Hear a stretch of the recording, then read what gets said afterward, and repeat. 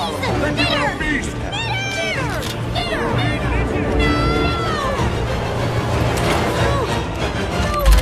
Oh, yeah. What's up and what's going on, fellow fanatics? Appreciate all of you guys being here tonight. Appreciate you guys hanging out with Corey and myself.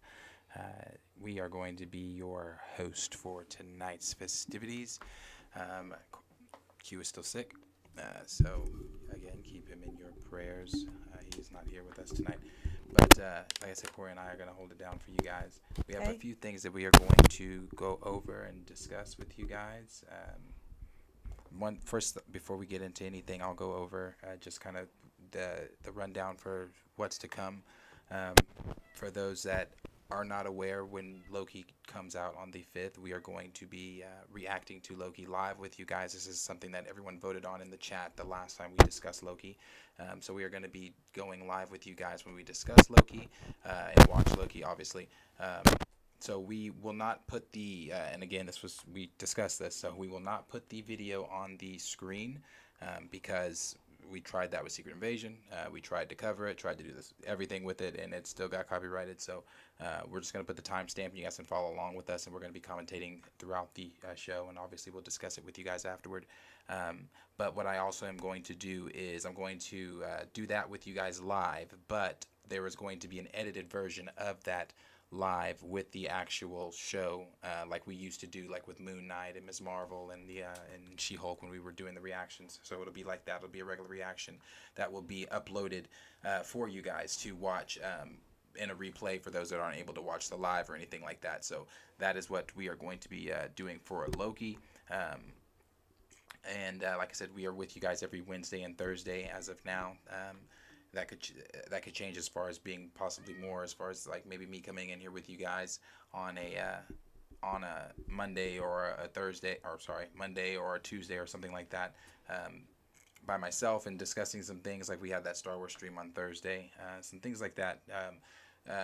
Also, since we've gotten the new computer, also going to start trying to do streams that we discussed before, where we were talking about doing the video game on here and things like that with you guys, and that would be fun too. So those are things that looking forward to trying to get done, trying to get the channel back on the path that we were on before we got derailed and things like that. But I'm trying to get everything back there to where we can get more subscribers in here, and then you guys obviously are happy with what you guys are seeing. That is the main thing, making sure that all of you guys that view and come in weekly are entertained and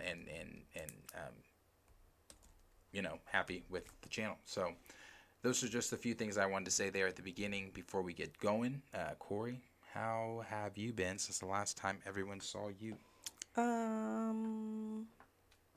Okay. Oh no.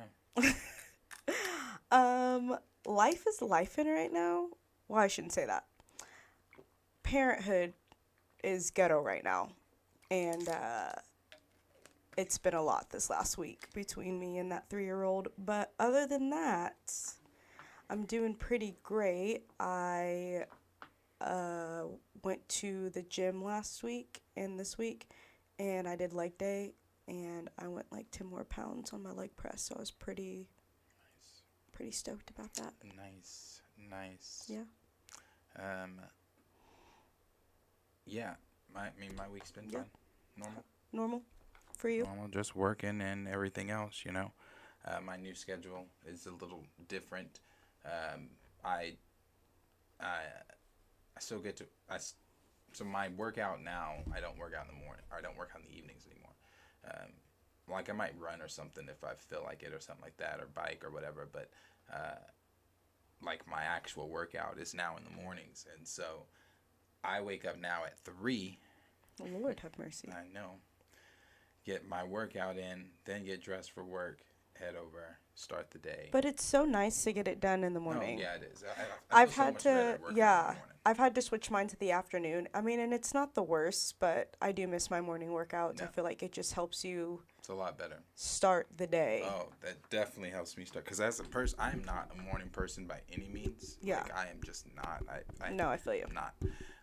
So, starting my day at 3 now and working out, and I've been on it for 2 weeks. So this has been a 2 week thing. I've been Right. doing this for 2 weeks, but um, starting my day like that, and then getting body going and everything like that, and then I have obviously my breakfast and everything. It's just like it's so much better. Like, It's solid. Yeah. It's like my day is. I'm still not like even by that time when I get to work, I'm still not ready to talk like that. But it's like like, Yeah. I can tolerate y'all a little bit better. more zen. So definitely, definitely. So yeah, but normal, Yeah. nothing out of the ordinary for me. Like I said, what's it? or that, Kenny. But yeah, we'll before we get going, obviously want to shout out everybody that is here. We appreciate Let's you do guys it. being here, and that is Raptor Cloak. Appreciate you being here. Ant-Man 1991, Connoisseur Triple Salute, Zang Beto. Appreciate you. Tim's Talk. We appreciate you being here, bro. We've got Andre Ware. Appreciate you being here. Professor Film Fan. Appreciate you. Dorian Clayton. Appreciate you seeing you here tonight. Hello, Johnny hello. Washington, and of course Kenny. We appreciate you guys being here tonight. So yeah, we'll get into a few things tonight. First thing we'll get into is going to be just a quick thing about Doctor Strange 3, just some updates here, and some of this is coming from Sam Raimi as far as the future of Doctor Strange, not as far as him like directing the film or anything like that, but as far as the future of what we could see in Doctor Strange 3.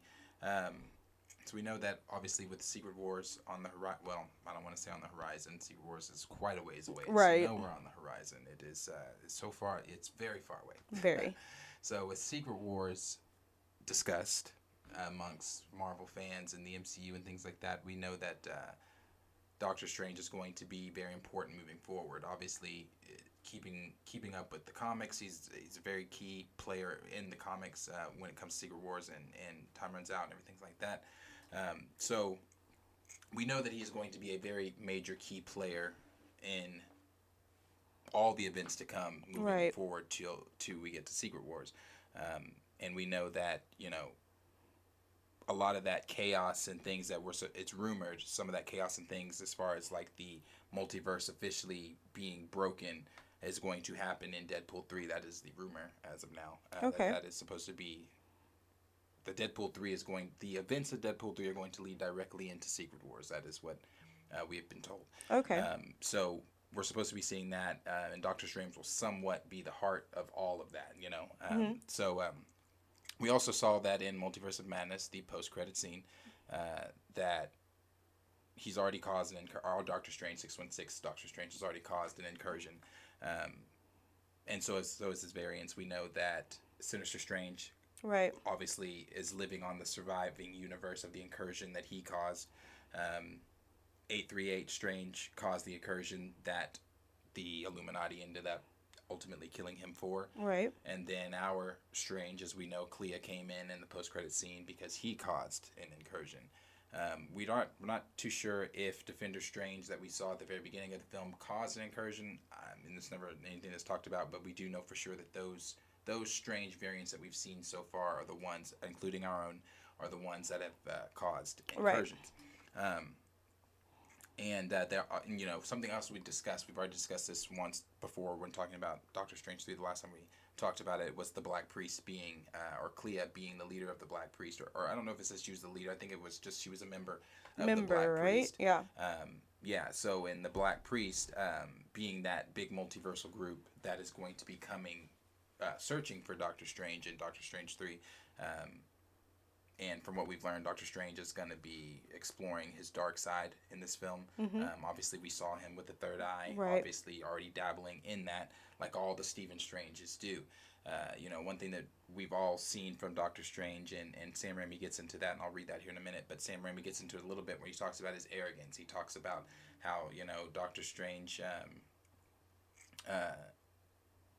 doesn't always listen to the people that try to warn him about things. He tries to do things his own way, and ultimately from what we've seen between Doctor Strange, his first film, what we've seen from Infinity War, and things like that, is that it doesn't always go Doctor Strange's way. Right. It You always know, bites him in the ass. exactly something all it's always a sacrifice, or something happens, or there's a ripple effect to something that he does. Right. So.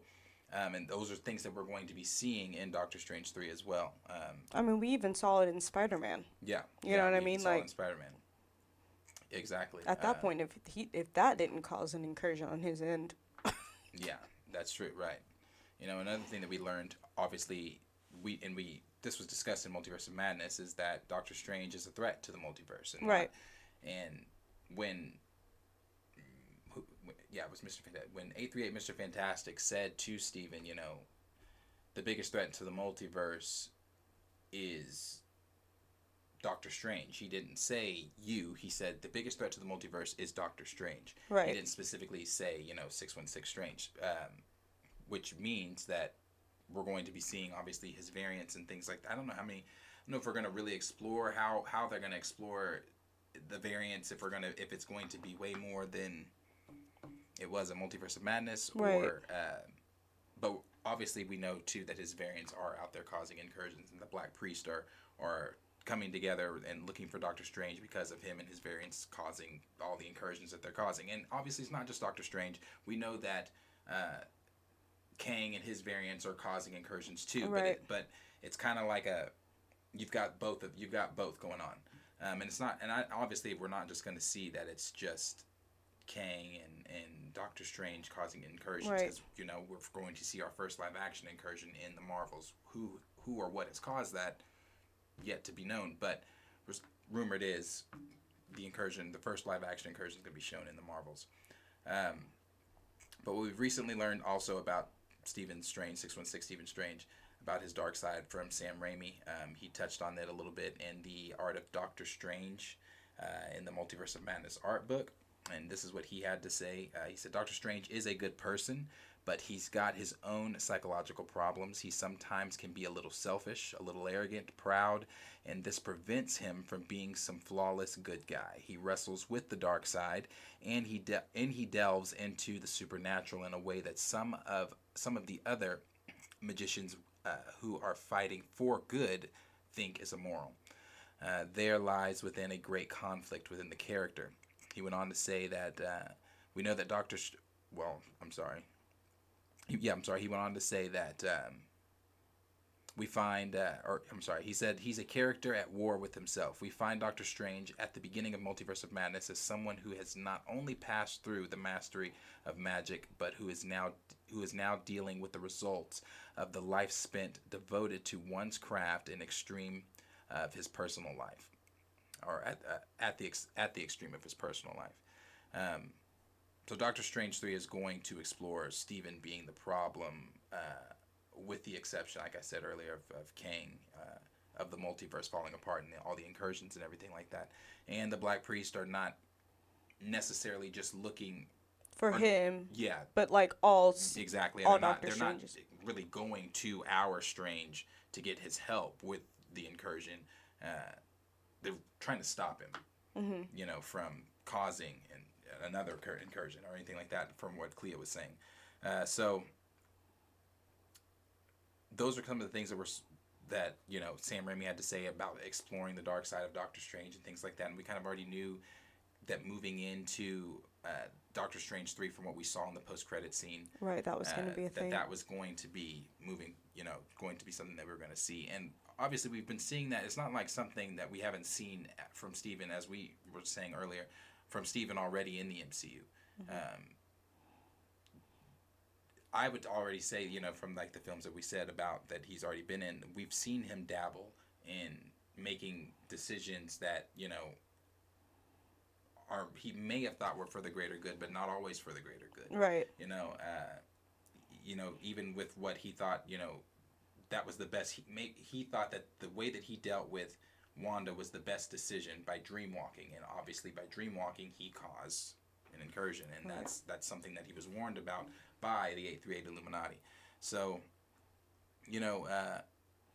we're gonna see we're going to see, I'm hoping, an actual Doctor Strange film in Doctor Strange 3, and not only an actual Doctor Strange film, but I'm hoping that it really does further wherever we're going right now in the MCU. Yes. And I want it to not just further where we're going, but I want it to actually have character development for Stephen Strange, because if he is going to be one of the main focal points of the multiversal saga, and from what we all know and suspect, this being the end for Stephen Strange, our Stephen Strange, at least the 616 Stephen Strange, because if we're to believe the rumors, the MCU is to be rebooted.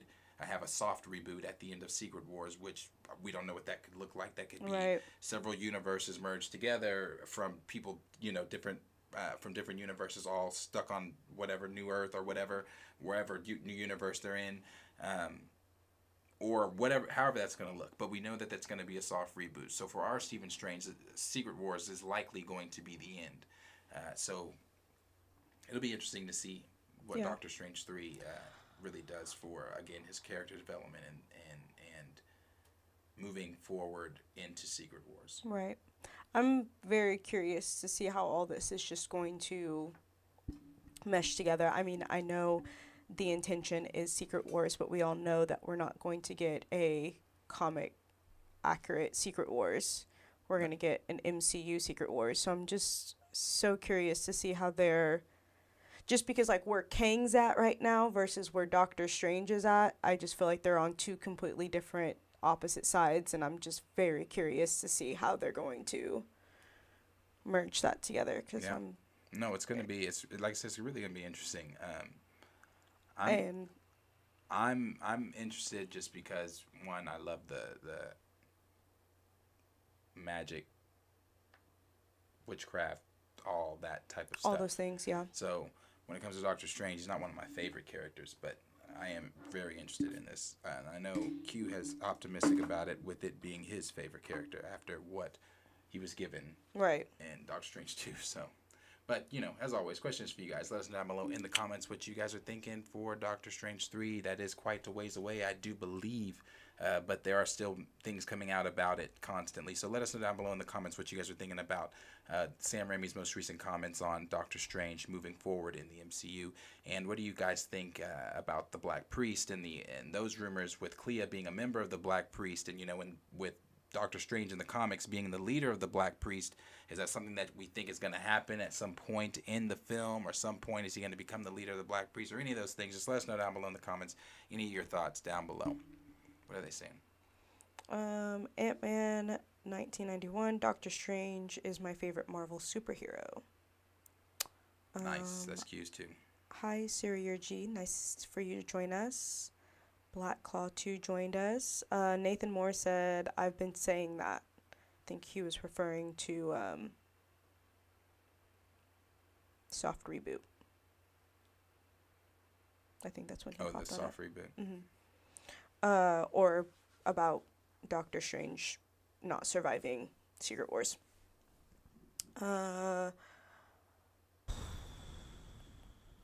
Kenny said the Black Priest would be cool to see. Priestesses. Words. I agree. Nigerian nurse said, "What's up, bro? I'm gonna email you the script. Can you send me your email?" How did I miss that? Yeah, I'll send it to you on Instagram. I'll send it to you on Instagram. Raymond is being stupid. Nate Moore, is that you? Raymond also said, "Damn, Darius, you look how I feel." What, do I look tired? Do I look tired? No, you just, you look, Wow. Well, if that's what I look like, then possibly sad. Ant-Man said, I'm hyped for Doctor Strange 3. I hope we get to see Brother Voodoo because he's long overdue. Yeah. Yeah, in that deleted scene from Doctor Strange, the deleted post-credit scene, I feel like they would have mentioned by his brother. I don't know. He is long overdue, but to have him in just one movie, I feel like would be rushing it. Like they should have brought him in that second movie. Yeah. Or kept the scene where they mentioned him or something. Anyway. Yeah. Johnny Washington, you think Blade might pop up in DS3? That would be a good way to introduce Blade.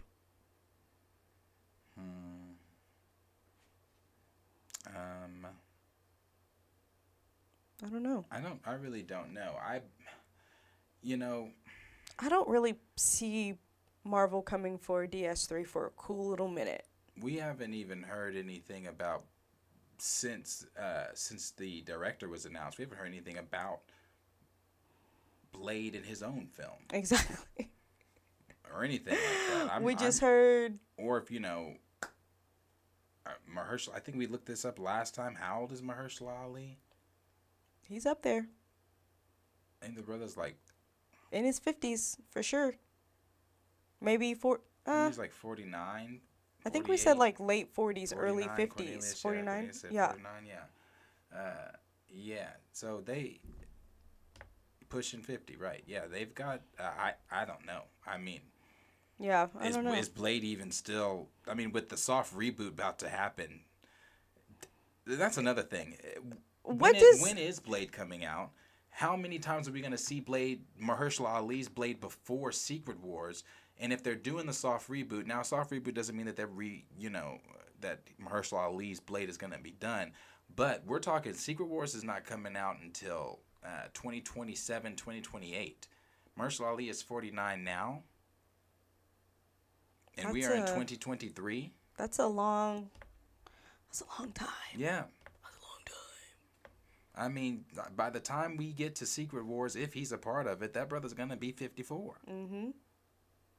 And with being 54, I mean, again, there's but if William Dafoe can come back and do what he do. That's what I'm saying. There's nothing wrong with that. I'm just saying, how long after Secret Wars do you get a Blade 2? They would literally have to do like both films. Like they would have to film both films at the same time, I feel like. But even then, like, how does that even happen? Yeah. Where am I at here? Hello, Gray. Thanks for joining us. Profess the Film Fam said, yes, bring Brother Voodoo. Bring in Brother Voodoo. Yeah. Raymond 2000. So are the black priests actually black, or is that just the name? I guess we'll find out. I'm pretty sure it's just the name. No, it's just the name. Cornelia said Blade was already introduced via voice. Well, yeah, and I was going to mention that, but to me, I really don't think that counts. I mean, all he said was, are you sure you're ready for that? And we know it was Blade, some of us, because I know when we watched it, there were some people like, oh, I didn't get it, But some of us knew it was Blade, but we still have not seen Mahershala Ali as Blade. And I know I thought that Werewolf by Night was a perfect opportunity to introduce Blades. Mm-hmm. If he is going to be, if he was talking to Black Knight, Kit Harington's Black Knight, because, the whole Midnight Suns thing, if they're actually doing that still. And again, how with the, whatever. I thought introducing him in Werewolf by Night would have been perfect. Because you got Man-Thing right there. You've got, obviously, Werewolf by Night. Would have been a perfect opportunity for Blade to pop in and say, hey, putting together a team. Come Boom. on. End credits. True. That is true.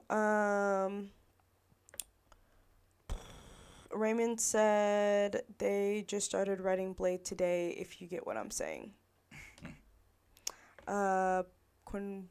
Cornelia said pushing 50. Sirius G, he'll be 50 next February, which feels like right around the corner. Yeah, it is. Right around the corner. Cornelia said we might only see Blade 2 times before they recast. Probably. Yeah, I mean, that's what I'm saying. And then from there, from the recast, how long do you get till you see if they... I would agree that they would. Yeah. If they, and I would also agree that Mahershala probably wouldn't even want to take that journey after Secret Wars, after all the bullshit he's been through trying to get this film out. He probably is just gonna be a one and doneer. Probably. So how long till if they recast? How long till after the recast do you get Blade in the new? Right. Like I said. Cornelius is feeling the wife beater. Hey. I appreciate it. Ant-Man said, I hope we get to see Doctor Doom soon, but the issue is that he hasn't been built up or even introduced yet. He plays a major role in Secret Wars. Yeah. No, I Yeah, feel we you. were talking about that when I don't remember which time we were talking about that. It wasn't the last stream. But the stream before that. Yeah, Yeah. where we were talking about that's when I said, I don't know how you really do see. I mean, you can replace him, but with Kang and have Kang be that guy. But it's just like Doctor Doom is, I don't know. That's just a major character, and that major is is not even the right word in Secret Wars. So Yeah. it's a little weird. Nigerian nurse, I think D.W. Woodson would be a better Blade. Maybe. Yeah. D-Stizzle, Blade should have been in his 30s. Yeah. Yeah. Gray, Blade's gonna be fighting vampires in a roto scooter. Kenny encouraging everyone to hit the like button. Hit the like button. Hit it. Get it. Raptor Cloak, unless they're still trying to replace him with his daughter, we can't wait. That's what I'm saying. Yeah. I think we're going to get a one and doneer. Oh, well, that could be the thing. And they're going to pull a TJ on us. Like, all right, I'm out.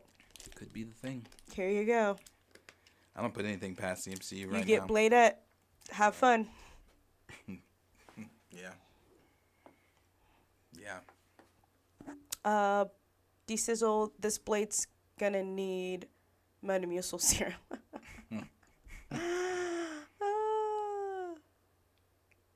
But, yeah, it's... I think she meant connoisseur triple salute was Oh, when Cornelia said, yeah. yeah. Raymond 2000, what does a soft reboot even mean? Why not just reboot the whole thing? And if we're getting any kind of reboot at all, I doubt they'll introduce Fantastic Four or mutants in this MCU. I definitely agree with the first part of that. Like, what does a soft reboot even mean? Well, I really think here's that the means thing. they're trying to get their shit together and trying to reorganize. That's what it is. That's exactly what it is. And what Raymond said too, I agree with about the Fantastic Four and the X-Men, because two things we know for certain: the Fantastic Four that Kevin Feige and the MCU introduced to us back in 2019, we're still not going to get until 2024, 2025. Mm-hmm. And they're going to be from a different universe from what we know from the leaks. They're going to be from a different universe, which makes sense. When I say it makes sense to the current story being told in the MCU, Right. with the multiversal saga. And how do you bring the Fantastic Four in without having to, with knowing that you're going to soft reboot? You just bring them in from a different universe that an incursion has been caused on. Right. That's how you bring them in that way. And from what we know from the rumors, that's what's going to happen. They are going to be from a different universe. There's the time thing is a little confusing to me, and I have to go back and reread it because I don't remember exactly what they said about. Because they're still going to be from, or they're either, I don't know if they're going to be from the 60s or they're going to go back to something like that. I'd have to go back and read it. But the one thing I do remember is that they're going to be from a different universe. And the other thing that we do know about the X-Men is that the X-Men that we're about to take this journey to Secret Wars with is the Fox X-Men. That has been confirmed by My Time to Shine. That's been confirmed by Casey Walsh. They've been talking about... but we're not getting our 2019 Fantastic Four. We're getting a completely different... No, it's going to be that Fantastic Four that they discussed in 2019. It was just, that's just when they said, hey, the Fantastic Four are coming to the MCU. They made that announcement at D23 in 2019. Oh, okay. We just... it's been that long since, and we still don't have them. We're Makes going sense. into 2024, and we're still not going to have them. We don't even have a solid cast down. They've not said anything about the Fantastic Four, actually, other than what we've heard from different scoopers and things like that. We've not heard anything from Marvel about the Fantastic Four, other than an updated logo where they just brightened the blue. We we've not seen anything from Marvel about the Fantastic Four. You know, we've heard so many different people, from Adam Driver turning this down, Ryan Gosling supposed to be Doctor Doom, like that doesn't even fit. You've got we've heard Margot Robbie who turned it down. We were talking about the Mila Kunis. I'm sure she sure can't come over now after her and Ashton. Oh yeah, I did. defending old boy. But you had that. You had so many different names that came across the table that were, you know, supposed to be the Thing or supposed to be Johnny or whatever. And it got to the point where we were talking about it. We were talking about the Fantastic Four, where I was like, bro, I'm so sick of the Fantastic Four leaks, news, and rumors, and because it changes daily.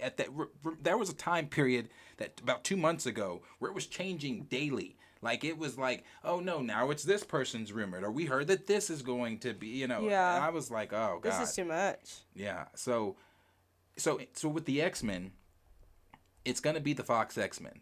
That's what it's supposed to be. Their swan song to the MCU, to paying their tribute to the OG X-Men. Because one thing that we do know, and Can We Get Some Toast and my time have also collaborated on this, saying that, you know, and we all knew this, we've talked about this many times, that, you know, some of the OG Marvel characters from their movies are going to show up in Secret Wars, and alongside of them are the OG X-Men. So Right. we're not getting a proper MCU X-Men until this soft reboot. Makes sense. Exactly what Raymond said. Yes, there's not gonna be a proper Fantastic Four in this universe, because you got to think that film comes out in 2025. That's their solo film that ties into everything going on currently. Mm-hmm. Then from that solo film, unless they keep that, unless that Fantastic Four is and I'm sure it is, they're not going to spend all this time casting these people to be the Fantastic Four. That Fantastic Four that we get in that film will be the Fantastic Four we go with, even in the newly rebooted. Right. I believe. I don't have any connects or anything. I just. But that what just you're makes saying the most makes sense. to me. Yeah. They are not going to spend all that time and money just for them to turn around and recast the Right, whole they're not going to situation. do all that. So the Fantastic Four we get in this film is going to be the Fantastic Four we move on with in the rebooted MCU. But so the Fantastic Four that we get here, though, it's them interacting with our Thor, them interacting with, our Captain America. Chris Evans is coming back as Cap. Not necessarily going to be the Captain America that we spent time with. It's going to be a different Cap, but he's coming back as Cap. Right. But we're not going to get to see the Fantastic Four interacting with the familiar faces of our heroes that we know. Right. They're going to be interacting with the newly rebooted actors and actresses playing whoever's going to be playing the new Iron Man and the new Cap and Right. all that stuff. If those are the heroes they even choose to bring in, they might even choose to do, dust some characters off the shelf and bring them in. I don't really know if they're going to do that, because I feel like they're doing that now with Echo. That's a gamble, in my opinion. I know not a lot of people agree with me on Echo like that, but to me that's a gamble. Yeah. You experimenting with Echo, this not, and I know they know it, because that's why they're dropping all the episodes at once. Yeah.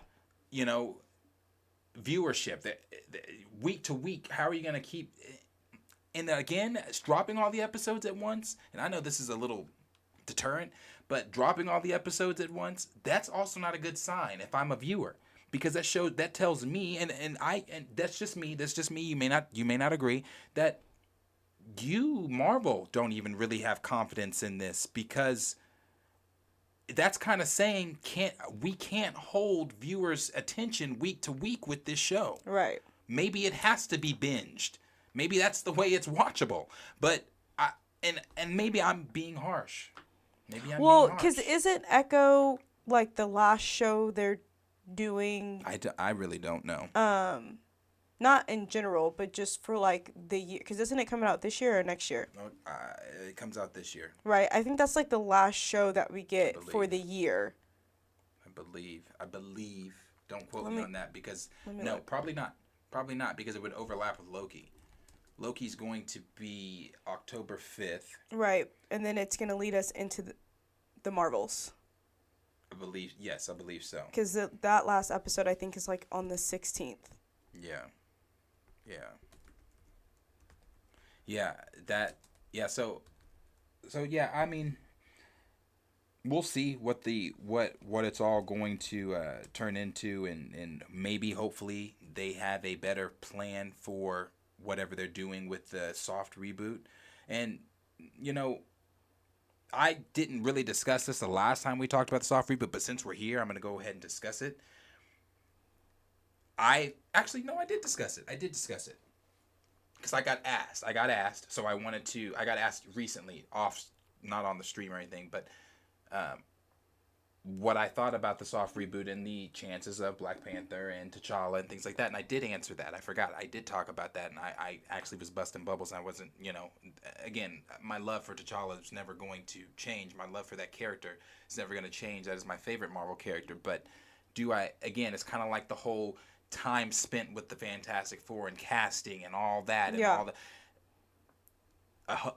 Yes, I did say this. A hole was dug with Marvel, with T'Challa, and they're not going to not fill that hole back. No, they're 10 toes deep in that. 10 toes deep in that. Yeah, they're standing on it. So even moving forward in the newly rebooted universe, and a lot of people may not want to hear this, and a lot of people may not accept this. Maybe you have to see it with your own eyes. Oh, we're getting T'Challa. But it is going to be the kid. It's not too much time was invested. A whole ass movie where we threw feelings in that whole like that. And if you go back to the promotion for that film, one of the things that I still have yet to see in the MCU, I don't understand, was that we were told was this is going to be this is one of the most important films of Phase 4. How? What did it do that was so important for Phase 4? And here we are in Phase 5, and most of the Wakandan series and all that stuff is off the table as of now. Right. Because whatever they're doing with the reboot. So, and hearing this reboot, the rumor about it, and some people believe in it, some people not. I do believe it, because you think about all the things that have been taken off the table.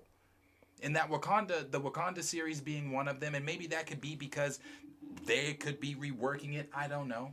I mean, and even all the delays. I mean, yeah, we do have a whole strike going on, but even before the strike, we were getting delays, So I definitely see what you're saying. I feel like there was clues to this soft reboot. They didn't show up to DS3. No, it was San Diego Comic-Con. Oh, San Diego Comic. They didn't show up to San Diego. Oh, why am I saying Comic-Con? Yes. But you know what I'm talking about. SDCC.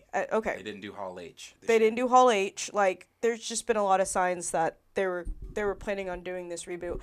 I think between, I mean, maybe I'm biased on this, but I think between Wakanda Forever and just everything that we've gotten after Wakanda Forever and just all the backlash, they had to take a step back and be like, okay, no. And I did look up the Echo series. It was supposed to be dropped November 29th of this year, but it got pushed to January 2024. So I think that kind of makes sense why they would drop all the episodes at once, because this is the last. I'm telling you why they dropped it. I mean, they dropped it because I definitely agree with you, but I think they also dropped it because they're like, this is the last series of the year. Yeah, like let's just put it out there and see what it does. And if she does well, we can find a way to put her in all this. Because at the end of the day, Marvel is Disney, and Disney has to check all the boxes now. And she definitely checks. I could have worded it a different way, but I was gonna even say, not even are you excited, but are you watching? I'm personally telling you, I'm not. No, I mean, and it's not because it's not. Oh, sorry. Go ahead. Well, it's not on any type of thing like because one of the characters is Native American, and I know that that's something that they've talked about, playing on her Native American, and I'm half Native American as well, so it's like I'm not It has not. So that part, the representation part, like that intrigues me. But my interest for the character in the show, The story by that that itself. that doesn't intrigue me enough to tune in to Echo. Um, I don't care if they drop all the episodes or not to binge it. No. at this point, and like I keep saying, I can't sit here and say that we've been saying this forever, but I can't sit here and say that I'm excited for anything Marvel right now because we are in this shit show. I'm just very, very curious of how we're gonna get out of it. Why Echo? Why her? Is she gonna progress the storyline? Probably not, because everything that we've been getting in this phase has not progressed the fucking storyline at all. So Echo's not progressing shit for the multiverse. right, so that's why I'm like, at this point, like, what are we? I just I If basically anything, her agree with stuff you. is just going to feed into Born Again and more possible. Well, yeah, Born Again and Spider-Man 4. Yeah, for sure. I think it was very much we already spent the time and the money, and we already paid all these people. We don't have faith in it. It's supposed at the time it's gonna be the last show of the year before we go into a whole new year. Fuck it, let's just drop it. So And I did want to address something too. Somebody, I know people in the comments have been saying, comments of the when on the replays of the lives, saying that we are going harsh on the Marvels. Now, make no mistake, at one point in time, the Marvels was on my most anticipated list. We discussed that when we were discussing our most anticipated list. And there are still things I want to see in the Marvels. But, as I've discussed before, the promotion for the Marvels, obviously due to the strike, was not there. That strike won against it. And this is not like this is not me being biased. This is me just saying, in general, the viewers and what people are thinking. The promotion's not there. Again, one. Strike two, I'm not one of them, but a lot of people, yes, you can say, well, her film, the first Marvel's film, still made, what, a bill? mm-hmm. Still made a bill. But is the first Captain Marvel film rewatchable like that? How many of you can sit and say that I rewatch Captain Marvel? That's one of my faves. No. Not only that, again, people didn't like Brie Larson's portrayal of of Captain Marvel. Again, I'm not one of them. I think she does fine as Captain Marvel. But people don't like her portrayal as Captain Marvel. Strike two. Strike three, you've got the director who is doing her best, and I'm no slack against her, doing her best trying to promote this film, but still going around saying things like, "Oh, this is going to be wacky, and it's going to be this and all, this is." She's like, that's what she said. Our MCU film is not a typical MCU film, and I'm not word for word here, verbatim. It's not a typical MCU film. It's going to be goofy and wacky. Goofy and wacky, as I've said, me personally, is not what the film I want to come off to after goofy and wacky Thor: Love and Thunder. Right. And on top of that too, like, and other goofy and wacky shit. We're also coming off of Secret Invasions, which was its own goofy and wacky, but besides the point, like, we're coming off of a different Nick Fury, and this is going to basically be another Nick Fury film, and you're describing it as whack. You know what I mean? Like, those are just not...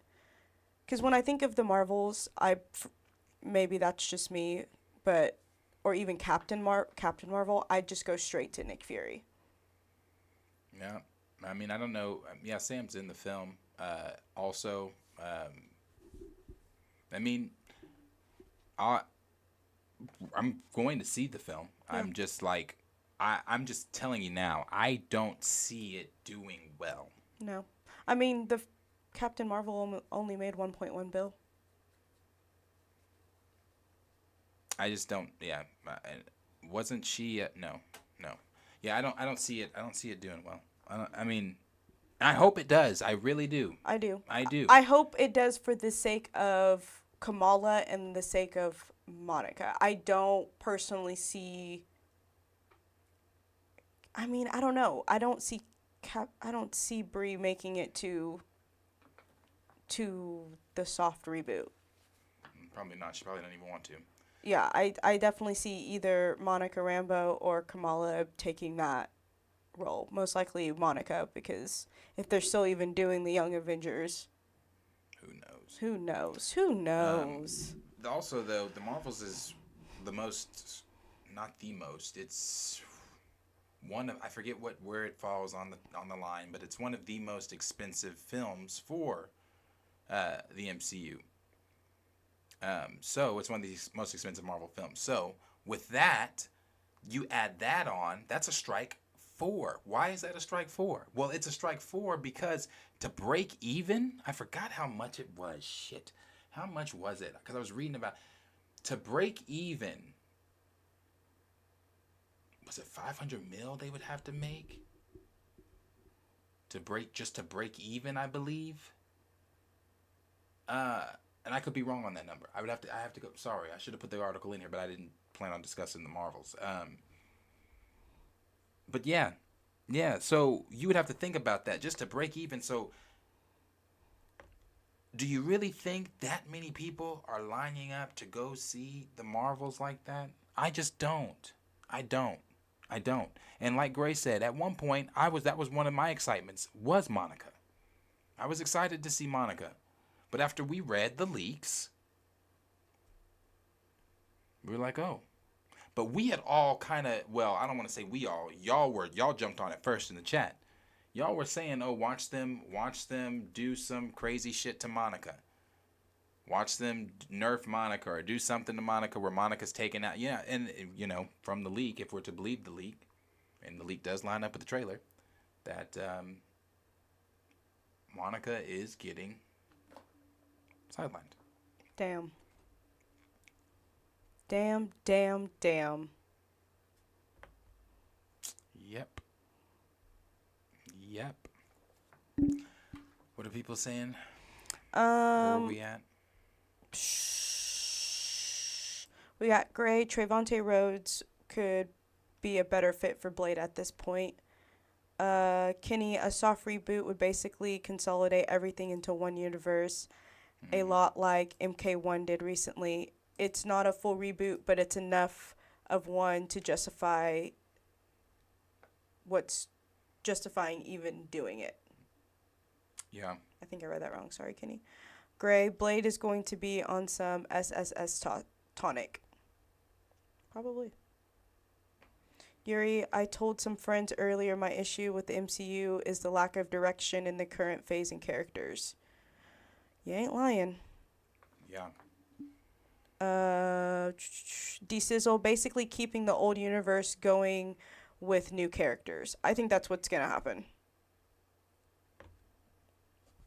Yeah, I mean, that is what's going to happen. It's going to probably be the current universe, and then it's just going to be with new characters. Yeah.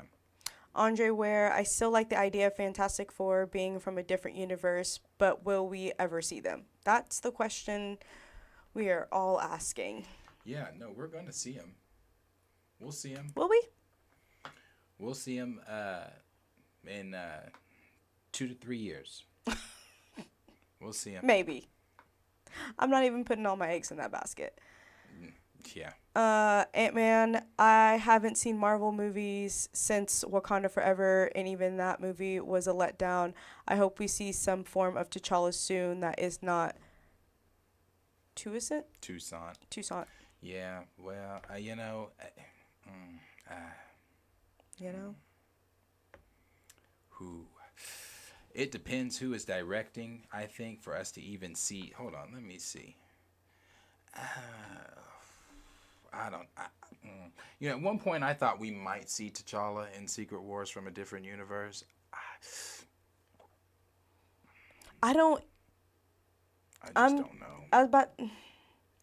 If we can have an honesty moment, I don't think we are. I because that would just defeat the whole purpose. I mean, if you can recast. the only logical way I could see, when I say logical, I'm saying like from their thinking, their standpoint would be, okay, let's just give the recast crowd what they want. Just give them a little, hey, here he is, blah, blah, blah, blah, blah, from a different universe, but he's got to go now because we still have our plan for the current universe, but we gave you your T'Challa. You got him back on screen, even if it was just for a moment. I don't know. Again, it depends on who's directing.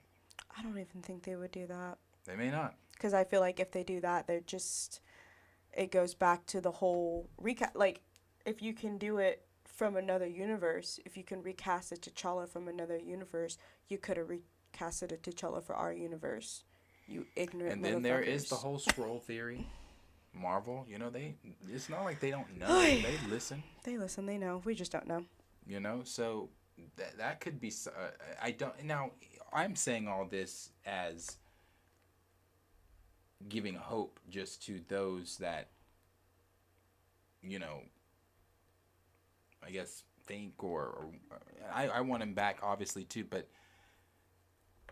trying to just stay hopeful, giving little scenarios. Those are some, but do I see any of those being played out by Marvel? No. I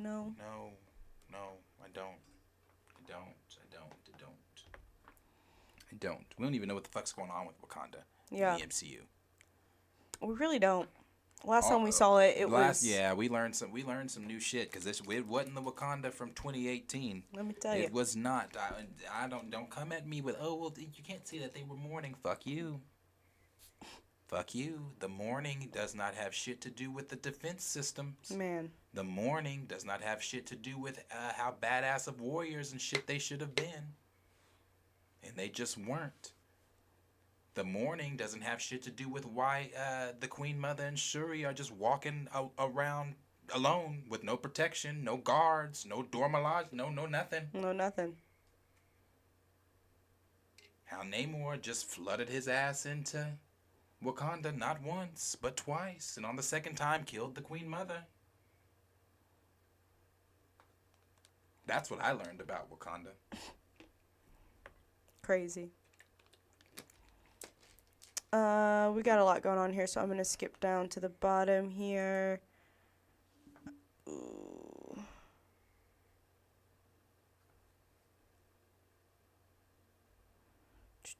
%96 said no. I'm not surprised. Sorry, I'm trying to find a good spot. Raymond 2000 said, but wait, in this soft reboot, what of these new heroes like Miss Marvel and Ironheart and Blade, do they go in with the F4 in this new universe? And honestly, how do you reboot the MCU? We don't know. We're gonna find out. Enviro Earth said, is Kingpin or Daredevil? Yes. So that's why I was saying, like, her show is definitely going to play into Born Again, Spider-Man 4, because I don't believe Kingpin is going to become the mayor in her show or anything like that. I don't think that stuff starts happening until Born Again, but he might mention it. There might be mentions of it in her show, but I don't think he starts really campaigning to become mayor until Born Again, and he is mayor in Spider-Man 4. But yes, both of them are in the rumored to be, well, for sure, Vincent D'Onofrio is definitely in it, and Charlie Cox may for sure pop up as Daredevil. I'm trying to figure out where maybe you're others. Maybe. Professor Film Fan said, I am nervous for Blue Marvel if he's in the film. Yeah. Yeah. At one point, haven't heard anything about it in a long time, but at one point, that was the rumor that he was going to be in the post-credit scene. Now, that rumor does hold a little weight today. Even though we have not heard anything about it, because I was thinking about this not too long ago, about that rumor and about what we know about Monica happening, what's going to happen to Monica in the Marvels. We know that Monica's going to get separated from everybody else when she gets put into, and I think it happens in the post-credit scene, she's going to get put into a different universe, I believe. Mm-hmm. I believe it's a different universe. Now, what if in that universe is Blue Marvel? Could be. Could be, because one of the rumor that we heard originally about Blue Marvel was that Blue Marvel was going to be in the post credit scene, and it was going. Now, what the contents of that post credit scene was, we didn't know. At the time, it just said he was going to be in the post credit scene. Now, what if she's in this new universe and Blue Marvel's already in space? He reaches down, and look, there's Monica. Now, that's a really rushed, shitty way of me explaining it, but hey, Yeah. it puts Blue Marvel in the MCU. Do I see them doing that? No. But it is a fun little theory. It is. I mean, I just hope they just don't make it look stupid And as then fuck. maybe, let me be more optimistic. Maybe, because again, with the reboot, you're going to need some heavy hitters. Right. Blue Marvel is a heavy hitter. You introduce him now, let the fans get used to him, get to know him up till Secret Wars, and then boom, he could be one of your big threes like your Iron Man, Thor, and Captain America. True. Were for the first 3 phases. I mean, they plan to have T'Challa as the leader moving forward. So then you could put another, if we can't have T'Challa, you can give another black face, another prominent black hero in Marvel, which is Adam Brashear. Right. And put him at the front. You could. I'm just throwing out little theories tonight. We Maybe. just never know. We just never know.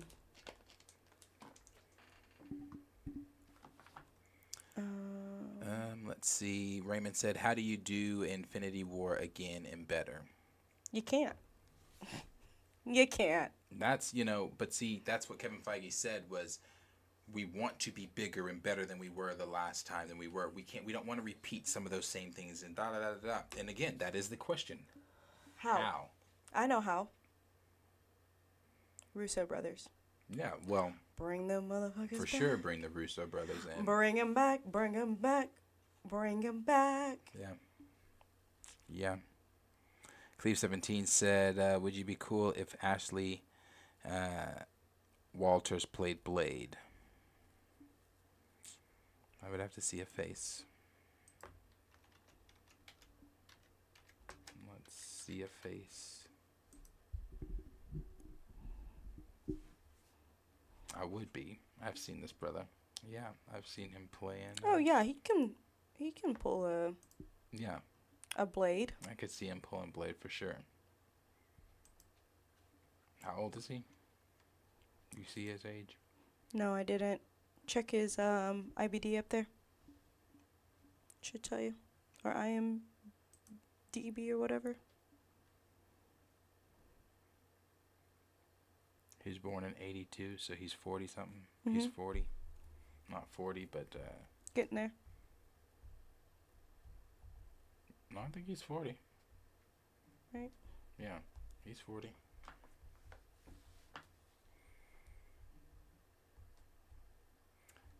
Let's see. For everybody 40-41. that has not, if you don't know what he looks like, brother here to play Blade. I could see him playing Blade.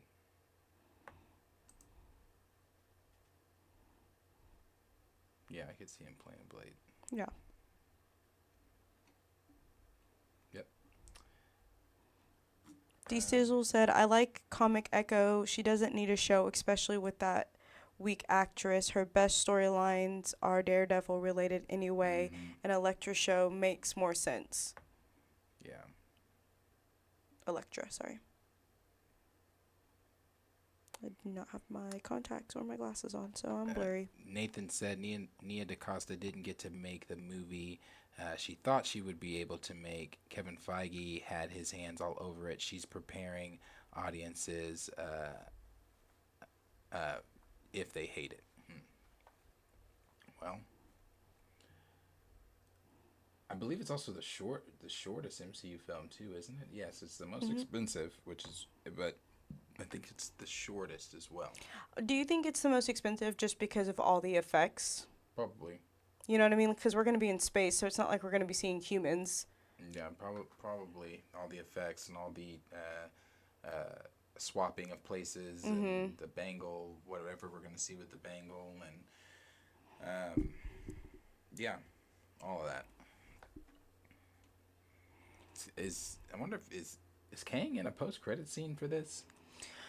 Is Kang anywhere around this? Or is it just Loki the next time we're seeing Kang? Probably. See, that's the mistake, I think. Because that was a mistake that was not made with Thanos. Yeah, he was in every, Like almost yes, every there was a end puzzle credit. Yeah. for something to Thanos every time, and it just, I don't know, that anticipation, knowing that we were building. Because if I'm the average viewer and I don't know who Kang is, knowing that we're building to a motherfucker that just got beat by some ants, some smart ants, that does not hype my anticipation for the big bad that Marvel is painting, Nathaniel to be. And that is just, I don't know. They better come on. They better get their shit together. Yeah, I don't think we're gonna get Kang in the Marvels.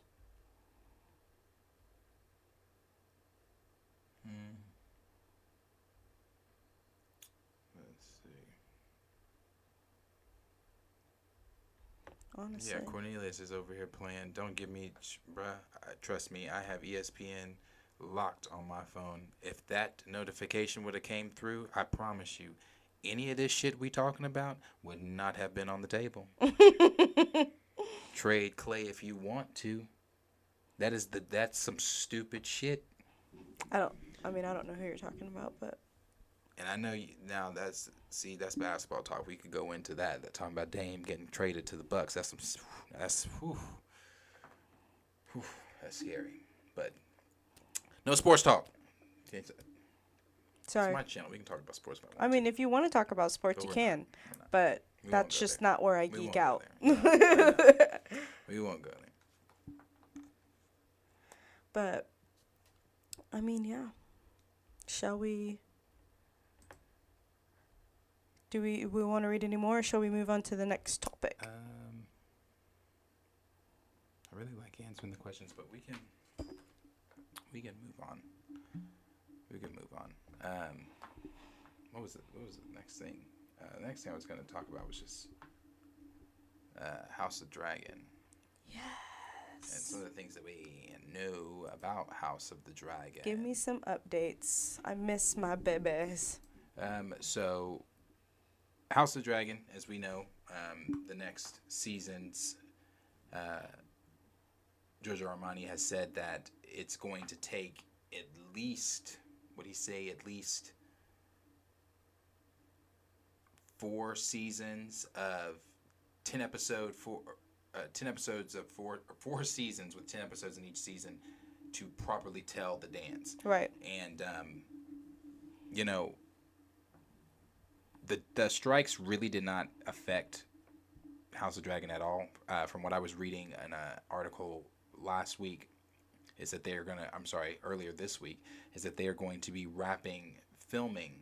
I believe it was the way when the article came out, I think they were going to wrapping filming this week, or it's either next week they're done filming. Oh. So then they'll obviously go into editing and and all like that. So once they're done with that, they said that we can expect to see House of Dragon of summer of 2024. Yes. So if Let's that remains the fucking go. same, yes, if that stays on the table and we are still able to see House of Dragon season 2, 2024, that would be a great summer show to have. Oh my gosh. If we have a summer of House of Dragons and season 4 of Stranger Things, I'm not coming out the house. Now, do we think Stranger Things is coming out in 2024? I think they said they were pushing, because it was supposed to come out not this year.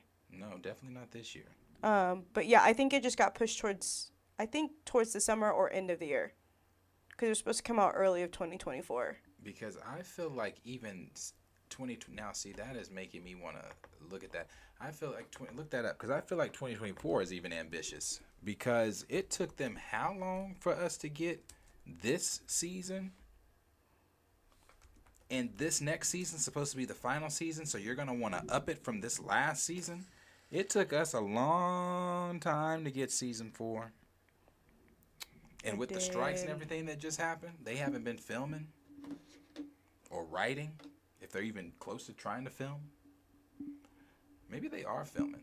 Did they start filming right after season 5 or 4? Interesting. Sorry. Back to House of Dragons. Where was it? Okay, here it was.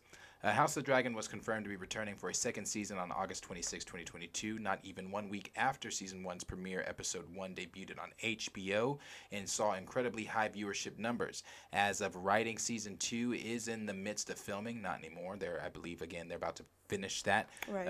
It was not affected by the Writers Guild of America or Screen Actors Guild strike, since it's not an AMPTP production, meaning that it didn't have to be shut down. Even though it has not been officially greenlit, HBO is currently planning on developing a third season of House of the Dragon, as the Targaryen civil war, known as the Dance of the Dragons, cannot be completed in season 2. Yeah, like he said, 4 seasons. 4 seasons. Is what George R. R. Martin thinks it's going to take properly to tell it. However, season 2 will feature a bit of a change from season 1 in terms of length. Game of Thrones traditionally released 10 episodes per season, excluding season 7 and 8, and season 1 of House of Dragon following the same format. It was confirmed, however, that season 2 will only consist of 8 episodes rather than 10. Now, they're already deviating from what George R. R. Martin wanted. What was I calling this man, Giorgio Armani? Was I calling him Armani? Lord. I wasn't even paying attention, but I wouldn't be surprised. I think I did. Not Giorgio Armani. Then it says, along with the episode count confirmation, HBO was also reportedly considering greenlighting season 3 around the time season 2 was. No word has been given on if the studio already privately went through with this, but considering how successful season 1 was, it would be no surprise if HBO did.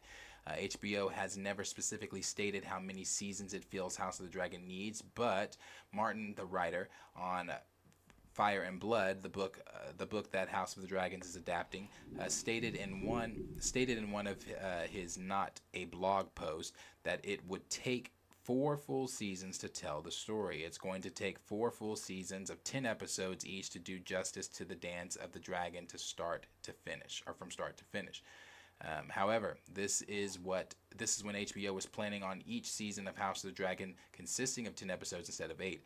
Now there will only be 8 episodes in season 2, which will probably be the case for season 3 as well. And also considering that some scenes had to be cut in script rewrites, House of the Dragon may be forced to run for 5 seasons to tell the Dance of Dragon story. However, once House of the Dragon ends, that won't be the last we see of Westeros, and that's when they go into talking about some of the other spin-offs, things that that's some of the other spin-off things like the Aegon the Conqueror series, where with the Aegon first of his name, the first Aegon, the original one, yes. Yeah, the conquering, how the Targaryens came to power. Now, if you've read the books or anything like that, then you kind of know. If you've listened to some of the history on the Targaryens too, then you kind of know that whole story of Aegon and his sister wives and how they took over Westeros and things like that. But that's one of the shows spin-offs. Egg and Dunk is another spin-off. Obviously, the Jon Snow show, I think, is top priority at this point as for their spin-offs for them. And there was a few others that and these are all prequels, about. Right? Like, these are all... Well, we know, like... Jon Snow would be a sequel, I believe. Are they going to do his story, like, after I think he defeated... but don't quote me on it. I'm not entirely sure. I always thought they were going to do, like, a prequel, like how we... I mean, I know that was discussed in Game of Thrones, but I thought we were just going to get the whole Snow storyline. No, I mean... I didn't realize it was going to be focused strictly on Jon, which I'm not mad about. If they keep the actor, it would definitely be after, because, like you said, we got his story. We know his story from Game of Thrones. We know that... he's actually a Targaryen and things like that. Right. So I'm sure his show would be exploring him being, at this point in time, I'm guessing, the last Targaryen? Yes. Because Daenerys is dead. So Yeah. So then the Aegon the Conqueror series, that would be a prequel to everything, because obviously that is how it all started. The Egg and Dunk, I believe that's a prequel as well. Okay.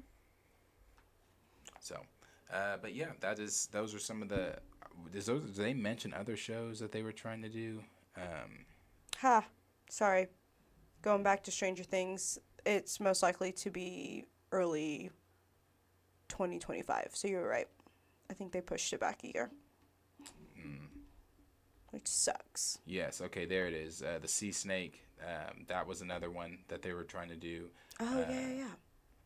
A Night of the Seven Kingdoms was another one that they wanted to do. Mm-hmm. Obviously, the Jon Snow. 10,000 Ships. 10,000 Ships is yet another spinoff that is currently in the works. I don't know this one. That will feature a character named Nymeria. Nymeria was the queen of Essos. Or how do you say that? How do you say that one? Is it Essos? Essos. And worked to get her people into Dom when they were concerned by the Valerians. It will take place around 1,000 years before the events of Game of Thrones and is being written by Amanda Siegel. Like the actress? I believe so. Okay. Then they've got an animated series. The Hollywood Reporter revealed in 2021 that HBO was also planning on creating 2 animated shows set in the world of Westeros. One of these series will be centered around the land of Yaitai, which has the working title The Golden Empire, and the other is not in active development as of writing. And then Aegon the Conqueror series, that's the one I really want to see. As previously reported, Variety wrote that HBO is aiming to get the Aegon the Conqueror series in development at HBO. No official word on this project has been publicly revealed, but many fans have expressed the want to see Aegon and his story told on screen, so it could be top priority for HBO moving forward. Oh, really? Many fan castings have been including Henry Cavill as Aegon himself. Yes, please. That'd be cool. You mean Daddy? Yeah. That'd be cool. But Henry Cavill also, if that is happening still, is going to be very, very busy with the Warhammer stuff that HBO is currently developing now. He could do both. I mean, but the thing about Henry Cavill is he is a huge fan of Warhammer. Like the whole painting of I don't do any of that, but the whole painting of the toys and things like that's kind of like D&D stuff. Yeah. He's really into that stuff, like really, really, really into that. So do I see him jumping? Would I see him jumping ship to play Aegon or even trying to juggle playing Aegon while trying to play whoever the fuck that emperor person is in Warhammer? No. Makes sense. But is Warhammer a part of Dungeons and Dragons? No? No, I don't believe so. Okay. It's its own thing. Yeah, no, I know it's its own thing. Because the history of it, like, the stuff sounds cool. Do I want to play the game? No. But would I watch the show? Yeah, I'd watch the show because that shit sounds like that's up my alley of sci-fi. Yeah. Like high fantasy type shit. But the game, like the sitting down, painting my people and boom boom powing you. No. Sure. I'm not going to lie. I think I'm going to get into D&D. Are you? Yeah. Cody and Trey are really into it. My job, hosts a D&D night, and they're going to start it back up. They're going to start, a new campaign. And I was like, this might be the perfect opportunity to get into it. So I think I'm going to try to go nerd out over there and see if I can get into it. Cody and Trey, or Cody's been trying to get me to come to some of his D&D stuff. I just can't. I don't want to. Yeah. Can you not, or do you just not want to? I don't want to. He's like, it's just not your wave. It's not. It's not your nerd wave. That's fine. Nah, I don't. I've just had so many people tell me that I would like it because I love medieval. I love just that time period, stuff, which is crazy because I know if I even existed in that time, I would have been slaughtered. Yeah. So why am I into it? But I don't know. I'm really into the witchcraft of that olden times and the dragons and the knights. Oh, I love dragons. I love all that. So I'm like, okay. Yeah. Just dope. I mean, but that's kind of the things going on with House of Dragon and development and when we can expect it and knowing that it was not affected by the writer's strike. Mm-hmm. So we can still expect to see it coming sooner than some of the other projects that got pushed back, like Euphoria. Got pushed back to what, 2026? 27 or something like that. Yeah. Yeah.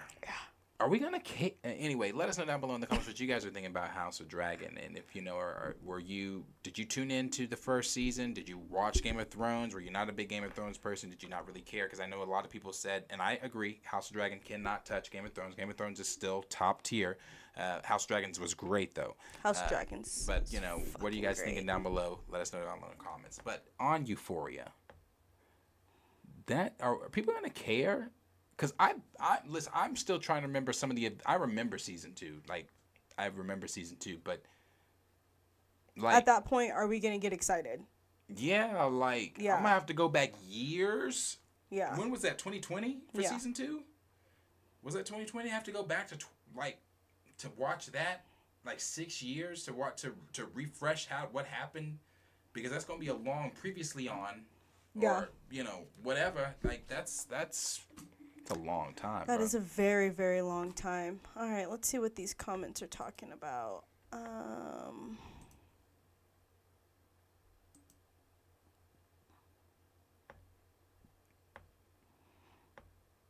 Xavier said, if we get summer of 24, I'll be happy. Envire Earth. Season 5 was supposed to be 2024 too on Netflix, but probably 2025. Pin Badly. Yeah, love him.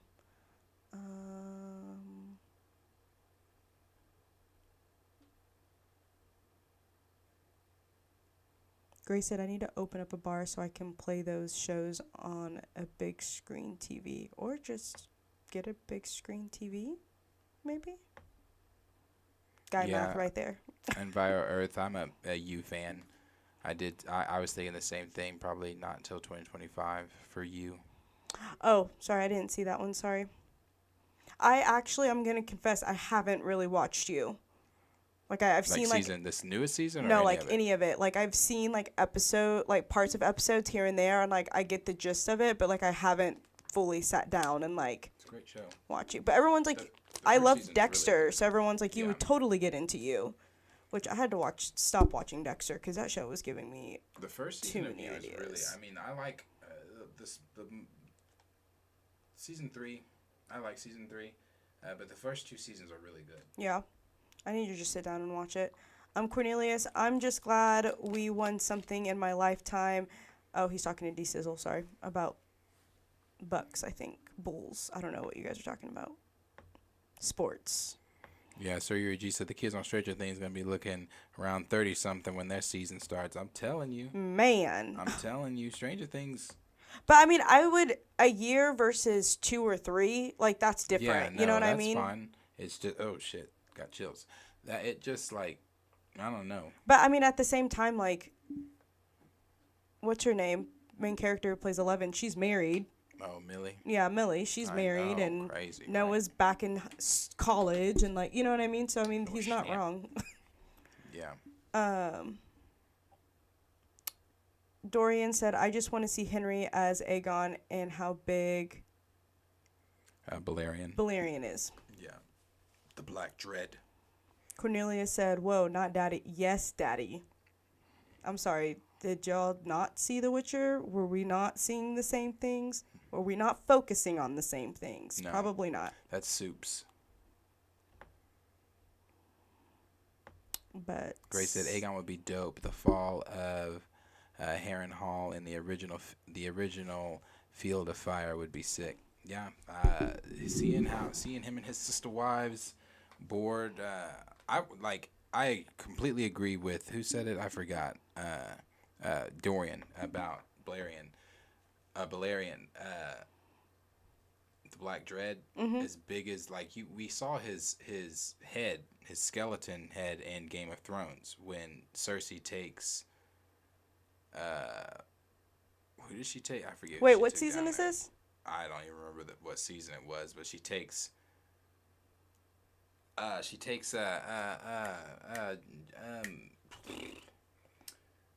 Robin and married Joffrey. North, Robin and Jon's sister. redhead. Forget her name in the show. Married to Joe Jonas in real Sir, life, getting divorced. I don't No, know. Cersei is the queen. Oh, Forget that's her right. name. Anyway, took her down there to the basement and was showing her around and stuff. Sansa. Sansa. Yeah, Sansa. Sansa. Took Sansa down there, showed her, and then you saw the Black Dread's head, and that shit was huge. So just imagine what they would make him look like with Aegon on his back conquering Westeros. You know how dope that show would be? Man, don't give me a dragon. Because I'm telling you, if I'm. Daenerys didn't do a lot of shit right. I understand she's not trying to be her father, and I get that was the whole point of why we all don't like the final 2 seasons. But I always go back to that scene when they were meeting about the Night King, and they're sitting there. And when Cersei didn't agree, bitch, I got all y'all in one place, and I've got the dragon. All I gotta do is say one word, and every single one, I'm here as a courtesy, like, I get she was going to them trying to get their help for the Night King and all that kind of stuff, but like, bitch, I have the dragon. To me, like, if I and don't like. He I said, would "Don't give me." Jakarta's the fuck out of y'all. He said, "Don't give me no dragon, y'all."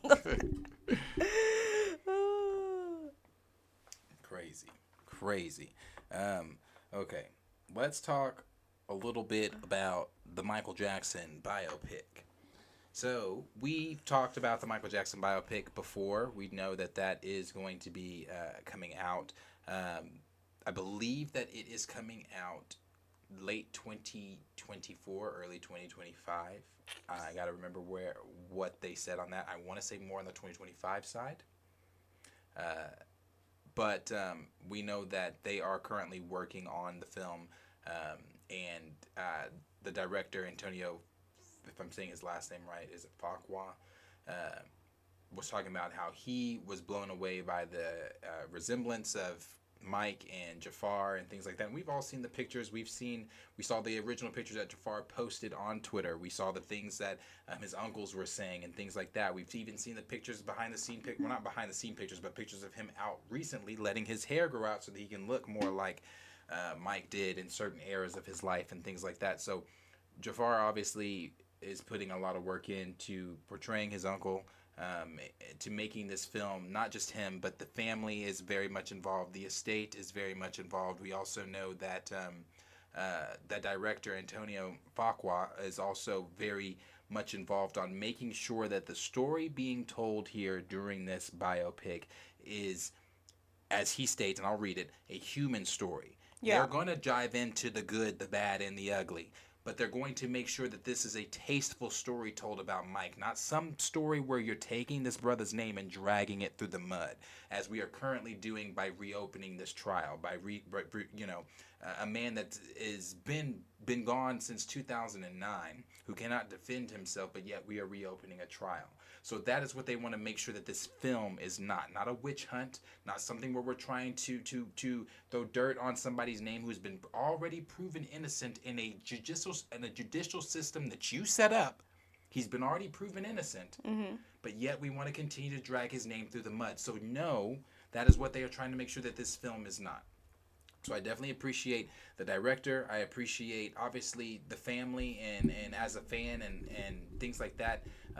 I'm not, as we've talked about before about Mike, I am not just a Michael Jackson fan. To say I'm a fan would not be accurate. I am a Michael Jackson fanatic. I mean, like I said before, and I will say it every time I talk about Mike, the way I acted, even when the funeral was on television, even, all of that, the moment when he passed, when I was watching 106 in Park and they cut and everybody was crying and Roxy couldn't talk and Terrence came out and said, "We just lost Michael Jackson." You would have thought I knew him personally. You would have thought that, I saw him every day. I spoke with him every day, because Mike had an effect, and it's so disrespectful. And I'm going to get to the article, but I'm going to touch on some things too. It's so disrespectful, some of the things going around currently, not just the trial being brought back up, but also and some of it, some people might say, well, those are just jokes. No, they're not. People making the comparisons to Taylor Swift and Michael Jackson. Now, Taylor Swift is Taylor Swift in her own right, but you can go to a village where they have no internet, where they have nothing like that. They're scratching their ass to still wipe their ass with leaves, and they know who the fuck Michael Jackson is. Right. You can go to the lowest of lowest corners of the earth, and people know who Michael Jackson is. Michael Jackson had an effect that no other artist will ever have. I don't care the name. Taylor Swift is Taylor Swift, again, in her own right. Right. And some people might even make the argument that she is only where she is because of what happened to her in 2009. I'm not a Swiftie hater. I'm just pointing out what I'm seeing. Right. So to say that she is ever or could ever or will ever be on the same level as Michael Joseph Jackson is complete ludicrous. Ooh, not the middle name. It could never happen. It would never, and not just her. Even Chris Brown. I know a lot of people don't like Chris Brown, but when Chris Brown even said, he can't accept the title of the new King of Pop because there's only one King of Pop, and that is Michael Jackson. Regardless of whatever dirt you try to throw, regardless of whatever negative picture you try to paint, or the nooses you want to hang this man with your witch hunts, one thing has remained the same about Mike throughout all time, and that is that he is the greatest entertainer of all time, and there will never, ever, ever, ever be another Michael Jackson. I don't ever. understand how we got to a point in our society where we take all these newer, not even newer now, but newer back in the day too, and we compare them to artists like, Michael and like all these artists that came before us, and it's like you can't compare two different people that are in two different parts of their lives. Like you said, like no one will ever be able to entertain people the way Michael Jackson did. Never. You know what I mean? Like there will never be another Diana Ross. There will never be another, like you just can't do that. You have your once in a lifetimes. Yeah, you have your once in a lifetimes. And just like Whitney is that. There's never going to be another voice like Whitney. Yeah. There will never be another voice like Whitney. Right. Even I've seen that once, that like Cornelia said, even with Prince, there will never be another Prince. There will never be another Prince. Like Prince was all I was listening to today. Like that I was listening to just back to back, just like Prince was my vibe today. There will never be another Prince. Yeah. But even that one about Beyonce, yes, Beyonce is another one of those. I don't want to say, is there ever going to be another Beyonce? I don't want to say that there will never be another Beyonce, but I will say that Beyonce, well, let me put some respect on Beyonce's name, obviously, because I do love Beyonce. But here's the thing. When I said that, what I'm meaning is, like, obviously, Beyonce has stood the test of time by proving that she can be relevant any time at any place. Any time in any place. And that's been proven by Beyonce. But even with Beyonce, she ain't holding a candle to no Michael Jackson. Right. But with that, there will be no other Beyonce. Like even Beyonce has her own way of being a very known entertainer. But would I compare her to Michael Jackson? No. Yeah. No. Do I think she's definitely a one in a lifetime? Yes. For sure. Just this here. This is an effect that you tell me an artist today, please, an artist today that has this effect at a concert.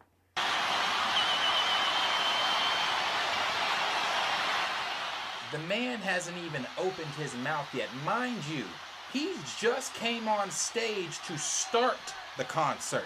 He did the little pop out the ground thing to start the concert. And you got motherfuckers being taken out on stretchers. You got people going crazy like this is the second coming. You got people passing out. Look at that, getting carried out, fainting like over one man. Mm-hmm. And then he just turned his head and the crowd elevated. What? There is crying, screaming his name, taking off his glasses, watch him get louder. That one. I mean, these women look like they're literally having heart attacks and orgasms all in one. Right. Now you tell. Stop it. Come on, Mike. You tell me an artist that has had that effect. Ain't no artist having that effect on nobody. Ain't no artist. Bro, I tell you what, let me have been able to see Mike if he would have got to do This Is It. If I would have got to see, bro, I'm telling you, there are only two people that I would have shook over. Mike and Kobe. That's it. Those are the only two people I would have shook over. Mike, bruh, there will never be another. There will never be another. But to go back to the article here from Deadline that the director Antonio Farquhar was talking about, he said that, let me make sure I can see this properly. He said, it's uncanny how much he is like Michael, Farquhar told EW in a recent interview. Sounds like him, dances like him, sings. It's really uncanny. Graham King, who is a fantastic producer, found him and introduced him to me, and I was blown away. Although the film is on hold due to the writer's strike, not anymore, the strike is over, Farquhar said that the biopic will retell Michael's story as we know it. And would tackle some of the controversies the singer was involved in during his lifetime. Just to tell the facts, this is Farquhar, just to tell the facts as we know it, and the artist about the man, about the human being, you know, the good, the bad, and the ugly. Michael will be directed by Farquhar with a script from John Logan. Graham King is set as producer, who is behind the Freddie Mercury Queen. As we all know, Bohemian Rhapsody's Freddie Mercury. That is a great film. I love that biopic. It's a great biopic. Yeah, that was a really good biopic. Yeah. GK Films will produce alongside the co-executors of Jackson's estate, John Branca and John McLean. So, yeah, like I said, and I also wanted to show this too. This is Prince talking about the biopic. Prince is obviously being Michael's oldest. I don't think Paris is older. I think Prince is the oldest and it's Paris. But he is talking about just the biopic and his involvement and talking about Jafar and things like that. So I'll let you guys hear what he had to say. Yeah. So like I said, when you hear Prince talking about some of those things and saying, you know, how he called him up and cried after reading the first page of the script and how it was everything was accurate from point A all the way to point D. Again, seeing how Queen was handled in Bohemian Rhapsody, and knowing that all the working pieces involved with the Michael biopic, I think this is going to be really special. I know I'm going to cry. I already know that. I already know that off back just because that's... Bro, I don't, like... I posted on Facebook before, like, I tell people, like, unless you want to get cussed out for real, do not talk that disrespectful Mike stuff around me. Like, I have such a personal connection, I think, to Mike because... I mean, I don't know. I grew up with his music. My mother listened to his music all the time. My mom got to see Mike when she was younger. Now she was way in the back. She wasn't up there getting filmed passing out. She was in the back passing out in the $8 tickets. So, why are you doing Mama D like that? She was there. She still has the ticket, so she was there. You know. So Michael Jackson has been a very big part of my upbringing, a part of our lives, a part of not just our lives, I think just, you know, black community in general, especially during the Motown days and things like that. Like, Michael Jackson is the man, the myth, the legend. Yeah. An icon. Yeah. So, any thoughts, Corey? I'm very excited. My mom was and still is a very huge a Michael Jackson fan, so I did grow up with Michael Jackson, but my mom also she played a lot of like different types of music, so I wouldn't say I'm like the biggest fan. And then when he died, I was so young. I think I was literally in middle school, so it just didn't dawn on me like the effect until I got older and I've like heard more of his story, and it was just like, oh my god, this man like really lived a life in the greatest ways and also in the worst ways. So I definitely want to see the movie just because I've never really gotten like a full history of Michael, and I think this would be really nice to see that come to life. I also really liked Bohemian Rhapsody. I think he did the director did such a good job of, like he said, like portraying a person and not the events that made the person. You know what I mean? But just the person itself. So very fleshed out with Freddie Mercury. Did a very good job. Yeah, I'm excited. I would definitely see it. But I wish I can say I'm a huge Prince fan. My dad was the one that was really into music, and he did play Michael Jackson, but he was just such a huge Prince fan. And so like when Prince died, that how you acted with MJ was me with Prince. Like I was literally depressed for a week. I did not know what to do with myself. I was so lost. I was so confused. I thought everything and everybody was a fucking conspiracy for almost a year. I was like... Yeah, no, Prince's death was another shocker. Yeah, it was a lot for me. Happened. I was like, oh, wow. And Whitney's was as well. You know, yeah. My mother is a huge Whitney fan, so that affected my mom was her. a huge Whitney fan. Like I think I would honestly say I heard more of Whitney than I did Michael with my mom. So much. Whitney was. Yeah, Whitney was it in the house. In our house. Yeah. I also like, you know, another thing about Mike, you know, when people try to compare his artistry to another's, when Mike passed, I don't know how it was in other states. I can only speak for Oklahoma. But when Mike passed, Mike passed in June. That entire summer, because his birthday's in August, that entire summer, MTV, VH1, the radio stations here in Oklahoma, you could not flip on any type of anything and Mike not be playing. Yeah. His music, and I'm not talking about they would play a Mike song and then play a couple. They were playing back to, like, if you turned on down here 102.7, 104.9, 103.5, especially 103.5. Oh yeah. It was nothing but Michael Jackson back to back to back to back to back to back until they played his entire catalog and they restarted it. Yeah. It was like that the entire summer. I don't know another artist that has passed like that, where yes, the radio station will mention it and they'll play the song as a tribute, but then they'll be like, okay, we're moving on back to regular scheduled programming. With Mike, that wasn't the issue. The world mourned.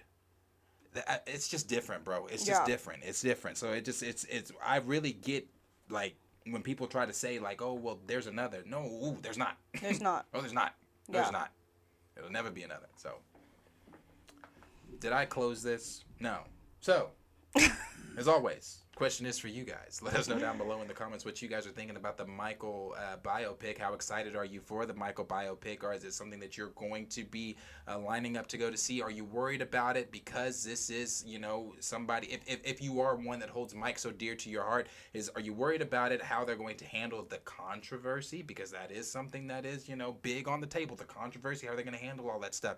Not just that, you know, what are you guys thinking about what Prince had to say on the Hot Box podcast with Mike Tyson, some things he was saying about his father in the biopic, and also what do you guys think about what Farquhar was saying about Jafar and the uncanniness comparisons between him and his uncle? They look so much alike. They do. Let us know down below in the comments. I'm going to start us off from the top. Raymond 2000, I heard this film stops at Wembley and it doesn't even go through the allegation and his death. Please don't get me started. I still don't understand why people choose to believe a one-sided documentary featuring people who defended him for years. It's a money grab. Yeah. I did not know it stopped at Wembley. Profess the film fan, I remember that day. The mainstream media has always wanted to take Michael down. Always. Johnny Washington, Taylor Swift is not no Michael Jackson. She's far from it. for sure. Oh yeah. Raymond 2000, I knew Michael Jackson was big when my grandfather stopped watching his game to turn on the news and watch the report of his death, coughs, murder. Right. Right. Xavier, so true, Darius. There will never be another megastar like that in our lifetime. Nope. Never, never. Never, never. Not again 90, my boys spitting hot lava facts, but scratching their asses is wild. Hey, bro, I'm just saying. Shit, my dog knows who Michael Jackson is. Shit. Johnny Washington, Kanye West made Taylor Swift famous. I mean, he did say that. I made that bitch famous. I mean, Raymond 2000, you know when someone is on an MJ's level when they are made enemy number one. yeah. Cornelius, the Swifties have invaded the NFL media platform, and I already am annoyed. Yes. I'm not. I don't even watch football like that. But Yeah. Just seeing the things on from. I'm like, Bleacher I saw Report them and I was like, oh, that's cute. And then I saw the whole game and I'm like, but it's not that serious. like the whole when Mahomes and some of the other staff members for the team. Well, I said other staff members. When staff members and Mahomes and I don't know who the other two players were besides the dude Dayton Taylor. Mm-hmm. Were all waving to her in his little press box or his private box. I'm just like, bruh, I don't get the appeal with Taylor Swift. I don't. I really don't. And it's not me being no hater or nothing like that. Like, she does have some songs like December and some other songs I really like. I vibe with. I fuck with. But I don't get the appeal with Taylor Swift. Like, when I see her I do fuck at with her 1989. Concert, that is a great album. that but album, is that the one with Never Getting Back Together and all that? No, 1989 is the one with the real I got Blank Space. Yeah, Blank Space. That is a good album.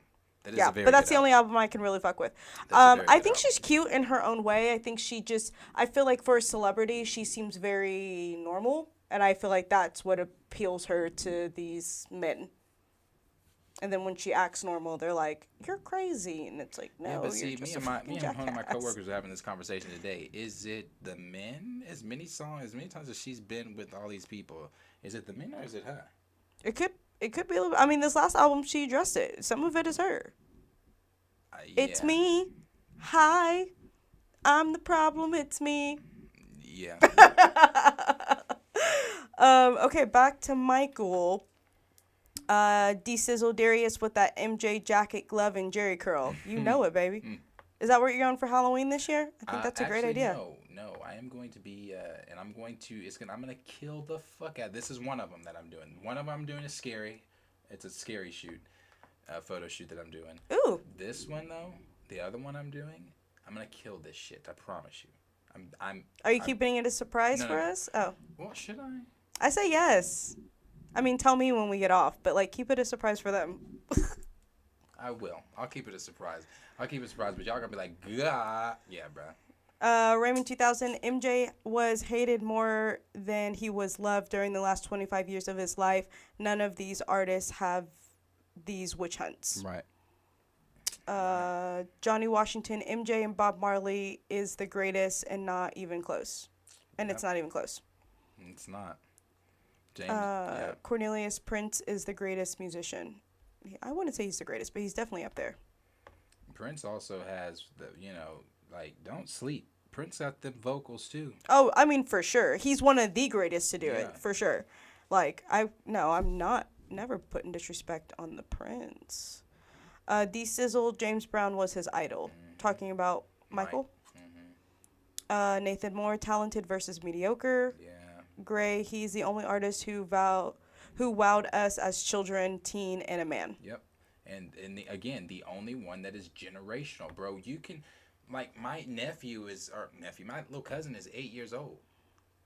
He knows who Michael Jackson is. His brother is 3. You say Michael Jackson, they know this name. Why? Because that name it's generational. Right. It's not like a, bruh, I'm telling you. Give me an artist that does that. There's not. You can't. D Sizzle said James, Stevie, Prince, MJ equals goats. I mean, I agree. I think those are all the best to ever do it, will ever do it, and you cannot compare them to anybody. But even all three, like all four of those artists were literally the goats, but in all different types of genres. Yeah. You know what I mean? So it's like everybody else after them is just a copy and paste. Raymond 2000, if I gave you diamonds and pearls, would you be a happy boy or a girl? I love Prince too. I love that song. Nathan Moore, the new school ain't got it. No, they ain't got it. They ain't got it. They ain't got it. Raymond said, I'll go there. I think Beyonce has secured her legend card. There will never be another Beyonce at this point. You're right, but to compare her to MJ, no. She's definitely a legend. She's definitely a legend, yes. And I think she has her legend pass, but you can't compare her to Prince or Michael, but you can't compare anybody else to Beyonce. So it's like she's just right up there with them. Xavier, folks were passing out. Ambulances stayed busy. Oh yeah. Oh yeah. Oh yeah. I'm telling you, that's that Michael effect. That's the MJ effect. Which is real. Cornelius, folks falling out like Jesus just touched the ground. I'm telling you, like it was the second coming. I'm telling you. I'm telling you. D Sizzle, whenever he pulled a girl on stage singing "She's Out of My Life." Oh yeah. I think I saw that video. I love that song. It's a good video too. It's a very good song though. I mean, well, I say it's a good video. It's just Mike sitting on a stool, but it's the emotion you feel, especially the last note in that he gives, that deep, that breath he gives, like the emotion that Mike.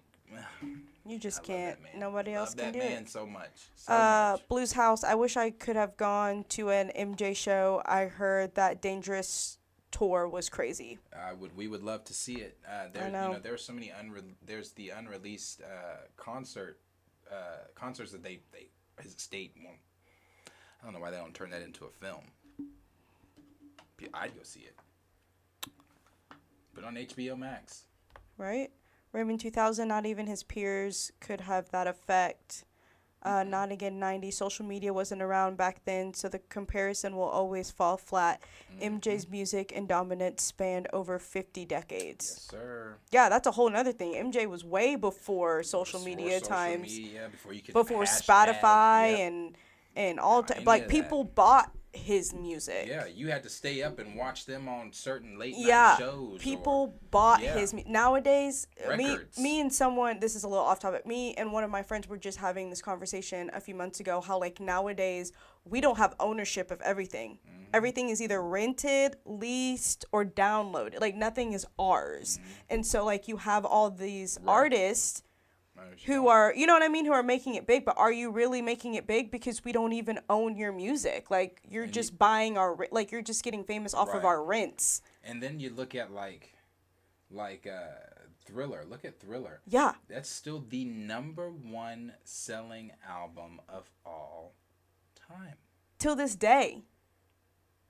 And that, yeah, man. That is a bad boy. That's a bad man right there. Yeah, like you have to put that in consider. That was a good comment there. Not again 90.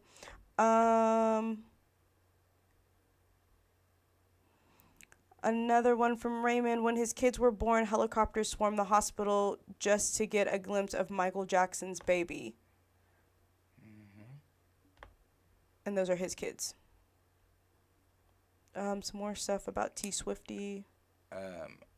I see what Professor Film Fan said there about I trust the producers. I am worried about the media and Oprah. Well, we all know how I feel about her. I can't. Ooh. But she makes her facial expressions for memes are it. But yeah, no, I'm not the biggest Oprah fan. I can't stand Oprah.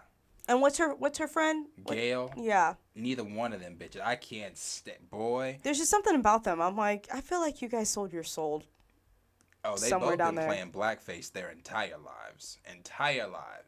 Oprah likes to play her black card when it's convenient for her. She likes to play it when it's her sob story, when it was her humble beginnings. But now Oprah then forgot where the fuck Oprah then came from.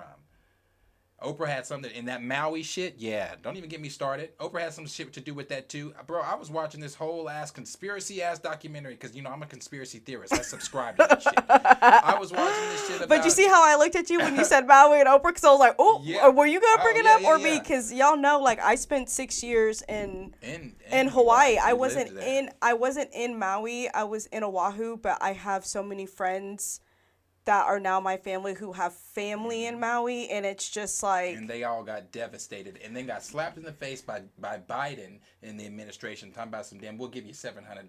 $700? $700? Meanwhile, this you for? giving Ukraine, this is not a political conversation, but meanwhile, you over there giving Ukraine how much money? Right. Billions of dollars? And we're inserting ourselves in a war that is not our business for like we what? always do, though. That is typical America. Like Farrakhan told that one dude, America needs to stop putting her nose in her other people's business when she's shedding blood on her own territory. Right. Don't even get me started, bruh. I'm Listen, telling you, like... Don't get me started on that conversation. But it really is back to the bitch Oprah. Yes. Oprah's been shady. Oprah's been shady, bruh. Like, been shady. Like, I am just not an Oprah fan, especially with the treatment of Michael Jackson that she does, like the shit she has said about Mike and the whole producing or the Leaving Neverland or whatever the fuck that documentary is called. Yes. I didn't watch it, but that shit. The fact that you just attached your name to that. Bitch. Meanwhile, documentaries need to be made about her. Let's talk about how the people that you just helped kill in Maui. Oh, and she speaking of conspiracy theories, there was like a huge conspiracy theory going around for a while with her and Epstein and like Maxine.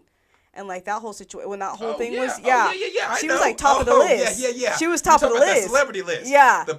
She was top of the list. I know, because she be doing that sex trafficking shit. Oh, I know. Oprah's a dirty bitch. Like, I know. Oh. I'm telling you. Oh, I see what the O in Oprah stands for. It's because bitch, you out here doing some shit. Yeah. Oh man. Yeah. I'm telling you. I can't without Oprah, bro. You know, I think, did I tell you? I told everybody the last time we talked about Oprah.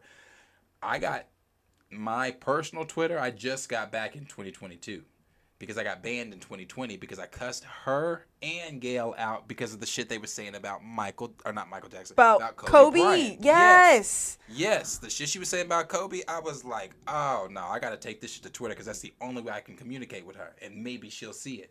I got my shit banned for 2 years for bullying. She saw it. She saw it, Darius. Bruh, so many people were commenting on it and retweeting it and shit, like having like I was like, no, fuck them. No, bruh. but it's funny that Twitter took away the account, but once it's retweeted, baby, it's retweeted. It's out there. Yeah, it's out there. Nah, fuck I'm her. pretty sure it still lives out there till this day. It's still out there. Cause I favorited it on a different, because I got several Twitter accounts. Yeah, I favorited that shit. Oh my gosh. No. Let me tell y'all something. The one thing me and Darius will do, we gonna talk some shit. Oh man. That is funny. D Sizzle says she also hated most hip hop artists. Yeah, Oprah's a hater. She's like I said, she only leans on her community when it's convenient. When it serves her little sob story. Her humble beginnings where I couldn't get a job anywhere as all that shit. Bitch, a lot of black niggas couldn't get jobs around the time that you couldn't get jobs. Black niggas still can't get fucking jobs. Like, what are you talking about? That's a double. Okay. Hey, don't get me started on those two. They get on my fucking nerves. Yeah, Oprah and Gail. Fuck them both. Okay. What was the next comment? Who was next?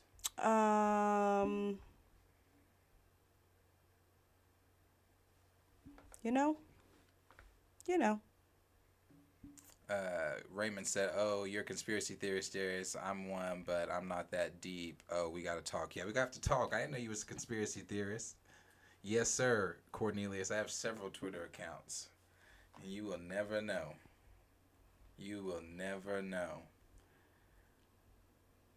Yeah. I'm trying to figure out where you're at. Don't mind me. Cornelius was at the very bottom. Raymond's was kind of somewhere in the middle. Not to get 90 said, my boy got the bummers on standby like hate the burners. Oh yeah, I got my burners. I got my burners. That's funny. And you know what's funny? And don't make fun of me either. On my account, my real account. Yeah. My burner has helped me in an argument against somebody else. He said, not just my burner, me coming at you, but the came burner. in and said, as a matter of fact, at Forever, Deshaun is correct on what he's saying.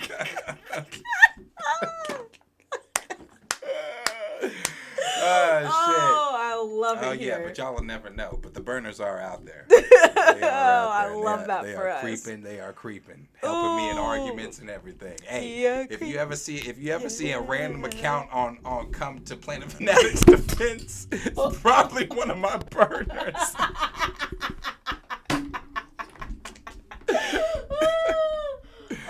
Oh, that's funny. That's funny. Don't mind me, I'm having technical difficulties over here. Let's see. Xavier Phoenix said, "Oh yeah, she brought the lambs to the slaughter. Don't even get me started either." Yeah, bro, I'm telling you.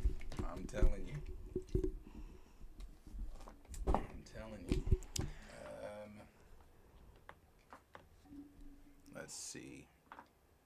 Planet Poppy said, "Hearing this makes me want to pull out my Wii and play the Michael Jackson Experience." Yeah, bro, that was a fun game. You know, what movie was it Mike wanted to play in? He tried to buy Star Wars and Marvel. Yeah, he did, didn't he? And they were like, no. Because he wanted to play in a Spider-Man film. He would remember that. I could just, can I buy Marvel, please? Like, sir, he what? did buy the entire Beatles catalog. Owned all of that. I don't think he owns it anymore, does he? Or does he still own it? I don't believe does he still own it? I thought I read Raymond somewhere. would know better than that on me. I'm not sure if he still owns it. Raymond would know though. Grace said, "I grew up on Billie Jean and Darling Nikki." D. Stizzle said, "Stevie's the only one left chilling in Africa." Cleve 17 said, "Had my Michael Jackson history on deck. LOL. Wouldn't listen to it all day, or would listen to it all day." Yeah, bro. I'm telling you. Who's having a Halloween party, Cornelius? Are we having one? I don't know, are we? No. Not that I know. I think Halloween's on a Tuesday this year. It is on a Tuesday, which really pissed me off because that is my favorite. Like, I love Halloween. Yeah, it's like on a Tuesday this year. It's very random. It's on a Tuesday, and watch the weather be shit. Yeah, because it's end of October, so it's gonna start getting cold and rainy. The weather's gonna be shit. It's gonna be on a Tuesday. These kids ain't gonna get to trick or treat. I think Norman's gonna do it that weekend before. What, the trick or treating? Watch them do it Friday because Saturday is gonna be a football game, so you know Norman and OU. I hate this time of year in Norman. I'm telling you. If you live in a college town. I don't know if it's like this in every college town, but baby, once OU season is on, you don't leave your house. There's no events going on that Saturday. Get all the shit you need to get before that game, because if you get out after or during, no. And you're then, never getting home. And then Sunday, is the Lord's Day, so they're not gonna put it on the Lord's Day. No. They're not gonna do that. So watch them do it that Friday. They start tailgating at like 8 a.m. Yeah, it's intense. Yeah. The parking is insane around that, like in that area of the stadium, all the way to my side of town. No, it's bad. Because I'm on Alameda. I'm on Alameda and 12th, so you can take Alameda all the way down to hit Porter and Gray, so like all the way up to Alameda, like halfway up to Alameda and Robinson. It's like. Yeah, they be killing. I'm telling you, they be it's killing crazy. Campus. Yeah. Like I typically I run on campus. I hate that they're back. Yeah, because you They're know, fucking up my route. right? Because, yeah, it's Alameda and 12th. So if you go down all the way down 12th, you're hitting Lindsay, which is basically campus. So you're like, doesn't matter if you go left or right, you're just fucked. Damn. Hate Yeah. football season in Norman. So watch Halloween be on a Friday, folks. So we're probably not going to have a Halloween party. Unless Darius feels like hosting one, but probably not. Maybe. Really? I Maybe. think my friendship is rubbing off on him, guys. I might. It depends. But We shall maybe. see. I'm not against it. On a Tuesday. We're going up on not a on Tuesday. It I'm has just to be- kidding. It has to be on the weekend. I don't know about in the house. Maybe in the garage. Yeah, It's a lot of traffic. that is. But I don't know. We'll see. Maybe. That'd be fun. Let's see. Chill Spot said, listen to nothing but MJ for 3 months after he died. Yeah. That's how it was, man. That's how it was. The radios didn't play anything but him. Gray said, I remember the oh, well, no, D Stizzle was talking about the, he said the 80s James Brown concert vid where he brought Mike on stage. Prince came on stage, wilding out. I have seen that video. That's a moment in history, music history for sure.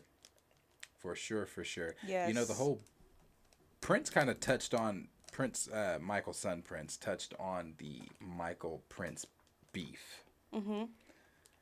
There was really one, but Prince, the way Prince was, I mean, Prince says, yeah, there was one. He said that he talks about times that Mike brought Prince up, and things that he said about Prince and things like that. But there was really a rivalry, but it was a respectful one. Mike never disrespected him. No. And I don't believe Prince ever disrespected. Now, I don't know, but Prince can throw some shade. Now, you want to throw some shade. Prince was saucy. Yeah, now, Prince will throw that shade. So, Prince will throw that shade he real might quick. have in a very, very Princey, shady way. Probably. So, but, no, it was a real beef. It was. They were definitely rivals. Let me see if I can find that real quick. Oh, according to Raymond, Prince actually defended MJ during the whole Sonny thing. Which doesn't surprise me because didn't Prince and Sonny also have a beef going on? Like, They might have. towards that was the whole conspiracy around his death. Sony had something to do with it. Yes, because he was trying to I think he was trying to get the rights back. And that's why he like changed his name. It wasn't Prince, it like became a symbol so that they wouldn't use his name anymore. And he like trademarked the symbol. It was a whole thing. Oh, Prince and WB. Sorry, Gray. Thank you for that. It was Warner Brothers. I thought it was with Sony. Maybe not. Here it is. Or Oh, that's not the whole video. I don't think That's he sad. disliked Oh, that's them. because it's They a won't print them dumbass on the YouTube back. short. Well, Raymond 2000 said, and according to Tavis Smiley, Prince was deeply distraught when Michael died and locked himself in a hotel room, and then eventually came out and talked to him about MJ all night. that's good. So yeah, I think it was a definite. I mean, I don't know if you got. Were they able to just hear that clip, or no? Yeah, they should have heard. Okay, it, yeah. but it I wasn't mean, the that full was his thing. son Prince saying basically like anytime he talked about him, it was in a respectful, competitive way. Yeah. And when he met Diana. Yeah. Yeah, Mike was that guy. Yeah. A few more, then we'll be back tomorrow. Are we not talking Spider-Man 4? We're gonna hold it just because we went on longer on That's some true. other topics. That's too time Spider-Man, but That 80s audio of MJ throwing mad shade at Madonna, that was from D Stizzle. Gray, Prince shade was legendary. Oh, it was so legendary. Another one from Raymond. However, there is a leaked phone conversation of MJ saying Prince needs to be careful, whatever that means. That's. I feel like they were. I feel like they knew what they were doing when they were being quote unquote competitive. I think they. I think that's where the respect came from.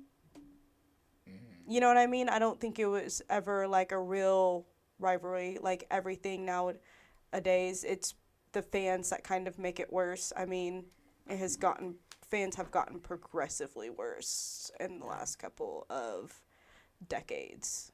Yeah. Like scary bad.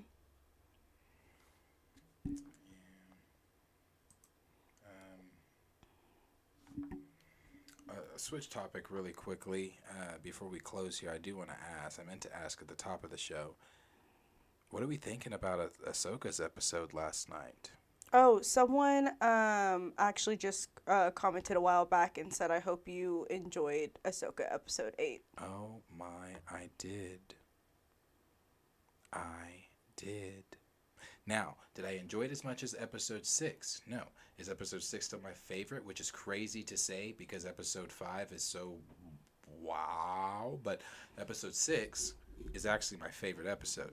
But this episode 7, the one we just saw, that episode to me felt they have all felt like the Rebels, felt like Rebels the series, but that last episode felt so, there were so many, like Ezra.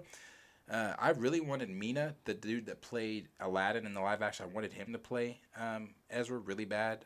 But I know who you're talking about. Aman Bazadi, that's playing him now. Mm-hmm. He's doing a good job. He is. He's doing a good job playing Ezra Bridger, and I was like, oh, I like this. And there was just a lot of moments where he just felt that he made it feel like Rebels, like when Shin sliced tips of his hair. That was such a Rebels moment. Like I liked it. I'm really enjoying Ahsoka. Unfortunately, unless the Acolyte is going to be good, and we don't know, that fun with Star Wars is going to end in 2 weeks, because we go back to regular scheduled programming. Now, I don't want to sit and shit on the Skeleton Crew or Acolyte or any of those, but no one asked for 10, 11, and 12 to be about Rey. And that, no one is excited for that. And I don't want to say no one. I know we have some sequel trilogy fans in here, and I'm not knocking you if you are a sequel trilogy fan. There's a Star Wars for everyone, and I've said that before, whether that be the animated series, if you didn't watch any of the animated stuff, or whether that be just the live action stuff, or the sequel trilogy for some, the prequel trilogy for others, or the OG trilogy for others. There's Star Wars for everyone.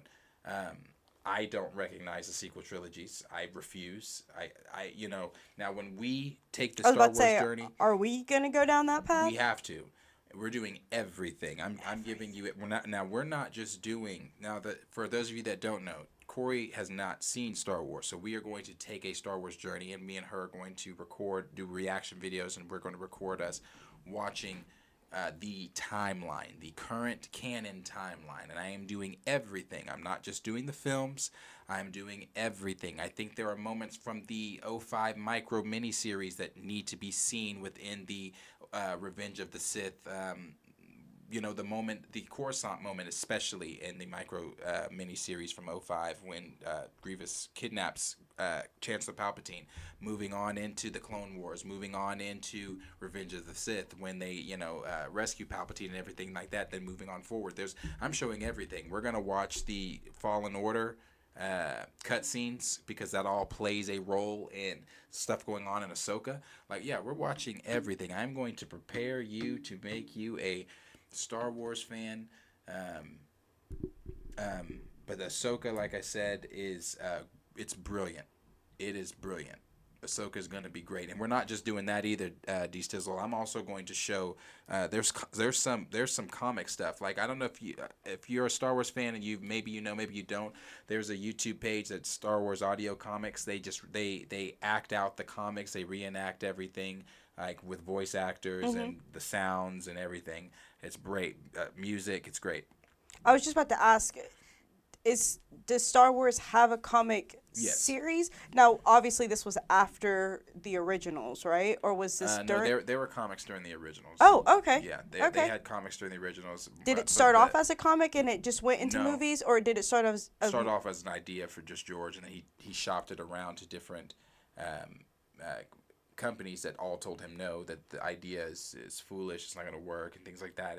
And then he got the deal he wanted, and then it was the biggest film of the year. Okay, and then summer. so after that, that's when the comics and everything else came. More stuff started coming out. Like that's when they started doing the toys. That's when they started doing, the comics. Yeah. And then after the films, after the 3 original films, that's when they did the Heir to the Empire, which is widely recognized by myself and other Star Wars fans as the real sequel trilogy. Okay. That is the real sequel trilogy too, because those stories, and do I want to do that? We might do that. And just because that's reenacted too on YouTube, like we could watch that.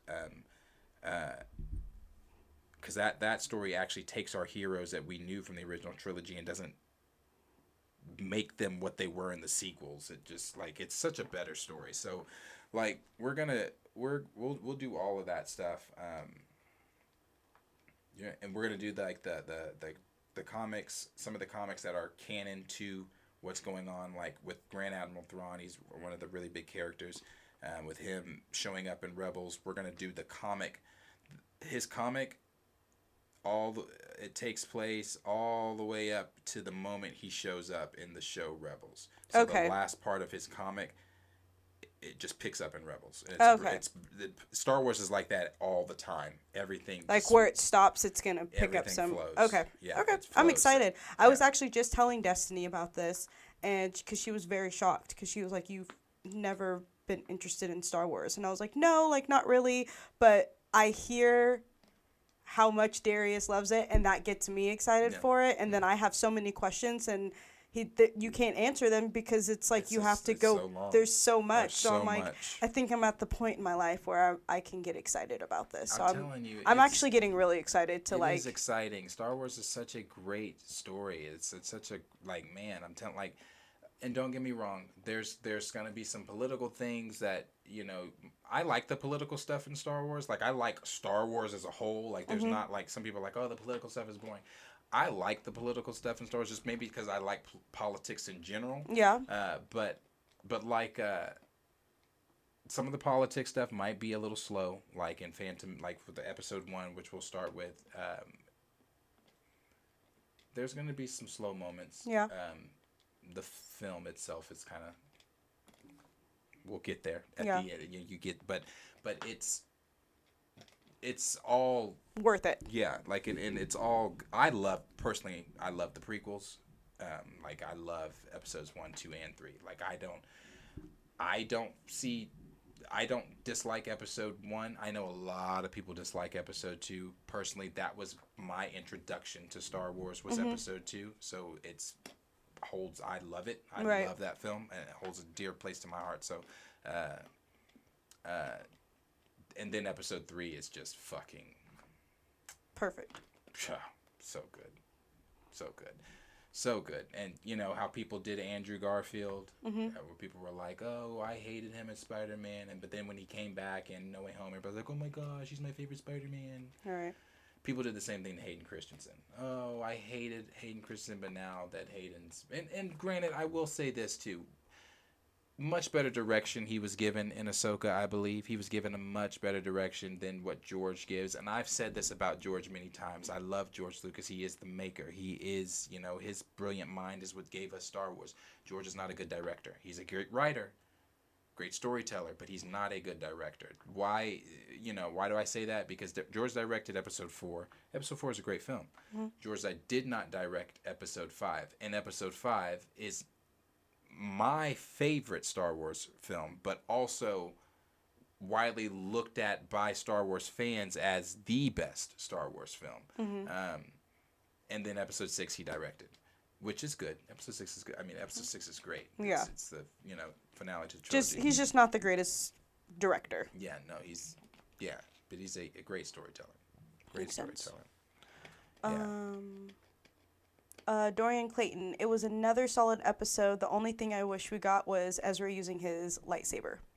You know, when I was watching that, I kept saying when they were just standing there and he started doing this. Now I know we talked about this a little bit in the leaks about Ezra having going to be using the force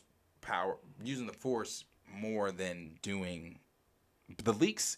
The way that making StarWars.net talked about it, though, they were talking about he was going to have like some like Dragon Ball Z level force powers. Like we were going to see him doing like, and that's what. So when he made that stance, I was like, oh shit, is this what they were talking about in the leaks? But then it was cool though. It was cool, but I would have preferred like you. I would have liked to have seen him with his lightsaber for sure. I would. Yeah. Gray, for it to be a filler episode, I liked it. Yeah, it was good. D-Stizzle, episode 7 was a 7 out of 10. Dude playing Ezra is spot on. He sounds just like him. Yes, he does. He's doing great. I said, there was a line he said last night where I said he studied.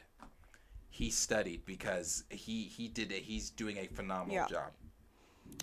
Xavier, he definitely captures the personality of Ezra quite well. He does. Where would I be introduced to Ezra?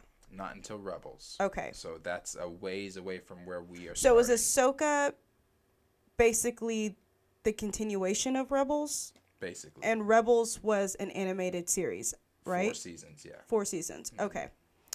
Okay. I feel like I know what we're talking about now. Great. Ezra was dope. Snips is officially back now. Yes. Yeah, it was great. Dorian Clayton, Force Awakens was cool, but lack of direction ruined 8 and 9. Yeah. Like I said, I agree. Force Awakens was cool. I was like, okay, it's basically A New Hope, but we have a direction of where we're going. And then you did what you did with episodes 8 and 9. And I was like, oh, Jesus. D-Sizzle, Ezra needs better Force Fu choreography. Oh, yeah. Are you talking about the choreography for last night? I did think that it was dope when he stopped Shin's lightsaber, though. I mean, we've obviously seen it in Star Wars before, but have we seen it in live action? Oh yeah, in the sequel stuff. Don't they do that in the sequel? I don't remember, but it was cool. Also from D-Sizzle, going all in. Yep, Star Wars Audio Comics is a dope channel. It is. They do such a good job. We're going to do Thrawn's comic. We're going to do Maul's missing piece in Clone Wars, because where Season 7 Clone Wars picks up, it's after Maul has escaped from being captured by Palpatine and all them. Oh, okay. So we're gonna do that comic, though, because I think that Son of Dathomir is such an important piece to Clone Wars. And then we're gonna do Kanan's. Kanan is Ezra's master. Oh, okay. All right. Great. At least skip episode 2. Don't do Corey like that on the first playthrough. Nah, we gotta watch it. I gotta get the full experience. You'll like episode 2. I gotta get the full experience. Dorian Clayton again. One of my favorite Star Wars comic moments is Darth Vader surrounded by rebels, and he says, "All I'm surrounded by is fear and dead men." Yes. Yes. Ooh. Chills there a little bit. My all-time favorite movie character is Darth Vader.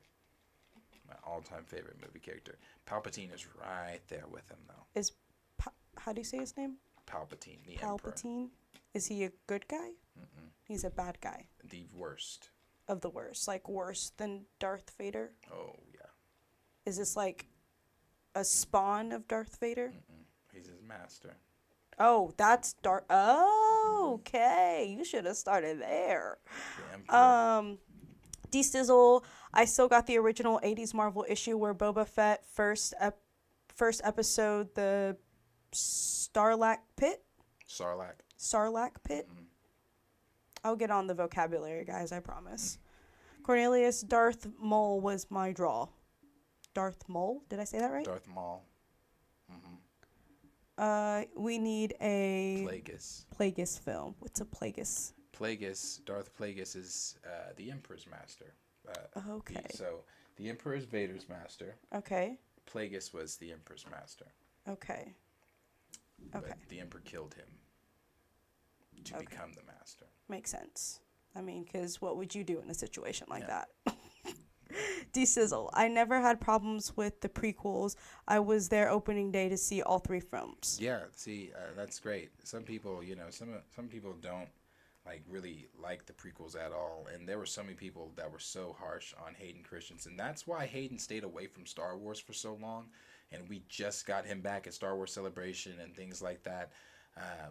And that's why he cried when people were, cheering and stuff, because he didn't think people really cared for his portrayal of Anakin, because the internet is not nice. And that's him right there? Yes. Yeah? Him right there. Okay. And who does he play? He's Anakin. Okay. And who the whole thing is about. Okay. Yeah. Who's the good guy? At times. Okay. I guess that's something else I'm going to figure out.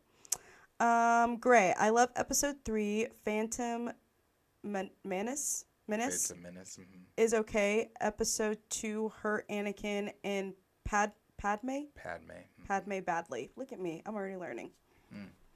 D-Sizzle, ESB, and ROTS are my favorite from the 2 trilogies.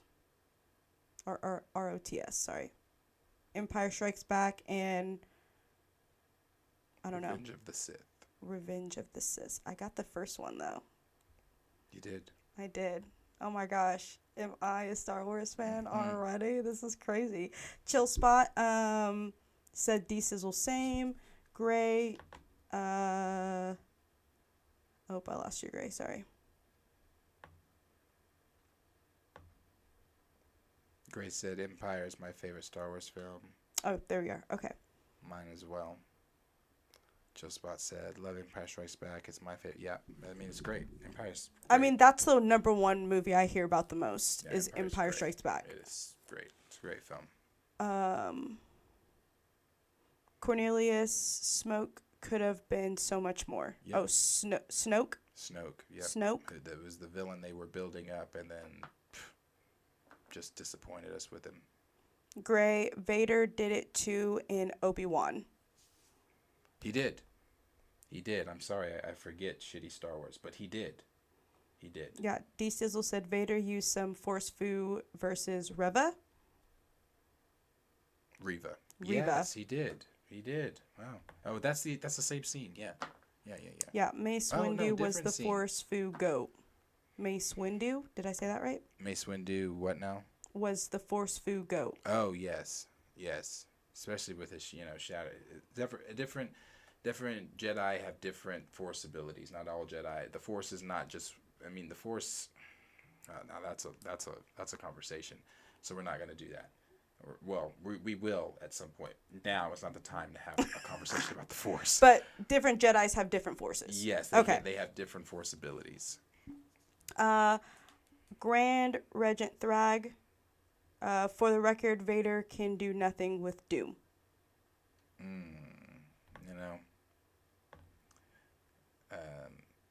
They say that because they like to say that Darth Vader is modeled after Dr. Doom. But how, I mean, okay.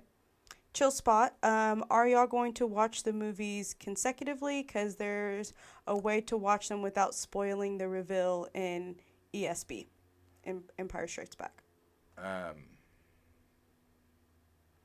Yeah, I was going to do it in timeline order because there's so much more than just 1 through 6 that I'm showing. Like, I'm showing everything in between and the in-between of the in-betweens so that, we're making a full-fledged fan out of me, y'all. Yeah, so we have a full understanding of the greatest saga ever. I will be up in these conversations here shortly. Yeah, no, it's going to be good. It's going to be fun. D-Sizzle, Ezra should have fought more like Mace Windu in the Clone Wars micro-series. Yes, that scene. I will never forget when me and Henry first saw that. So back in 2005 when we were in like 5th grade, they had the micro-series of Clone Wars. It was the original Clone Wars series. And they were only like 5-10 minute episodes, but all together they make a big movie, you know, big show. But there's this one where like Mace Windu just goes through because he loses his lightsaber with all this in a crowd of like a army of droids, and he's just using the Force and like taking them out, punching them real fast. Like it's really cool. It's really cool. Okay. Dorian Hayden played a great Anakin. People were tripping because they didn't like the new Star Wars. Yep. Cornelius, I agree. I was about to say, was this was after the first 3, right? Yes, after the original. Right, after the original first 3, right? And that's That's when these came. Right. This one came out in '99. It was either '99 or 2000. The first. Okay, yeah, because I know people, friends that I have that do watch Star Wars either really like the Star Wars fans are the most divisive group of fans you will ever meet. Yeah, people either loved it or they didn't. Yeah. There's no. I don't want to say there's no in between because I love the prequels and the originals. Yeah, so I love those. SP Flash 1523. The originals is objectively the Star Wars trilogy, but the prequels is my Star Wars trilogy. Yeah, it is. I was like, I feel like it just kind of depends on what generation. You know what I mean? That's why I said there's a Star Wars for everyone. Yeah. Like, because there's some animated stuff I won't watch. Like, I didn't watch Resistance. I don't want to. We're not. Okay. I haven't seen it, and I don't care. He said we're not doing that. That's the one thing we are not watching. Like, because it's like it's the reason I didn't watch it is because it's sequel stuff, and I'm like, I don't give a shit. Gray, it was the writing for episode 2. It hurts the chemistry between Anakin and Padme. A better writer should have handled their dialogue better. Yeah, that too. Because the dialogue was awkward. There's even some awkward scenes with the two of them in Revenge. But you know, I agree for sure. D-Sizzle, Mace puts hands on that battle droid battalion. Yeah. Say that. I don't know who that is. Jindy Tarvats. Samurai Jack was the CW runner. Yes. That's why that animation looks so familiar. I didn't know that, but that explains why that animation looks so familiar for Samurai Jack and Clone Wars. Oh, okay. Great. Natalie is a way better actress, and I've seen Hayden in Jumper Takers in that movie with Terrence Howard called Awake. I knew it wasn't them. Yep, Takers. He's great in Takers. Takers is a great movie. D-Sizzle said Resistance is straight up trash. Yeah, well, it looks like it. I bet. Then Dorian said, quick episode for What If series. What if Mace trained Anakin? I think are we talking if Mace trained Anakin at the same age that he was still brought to the temple?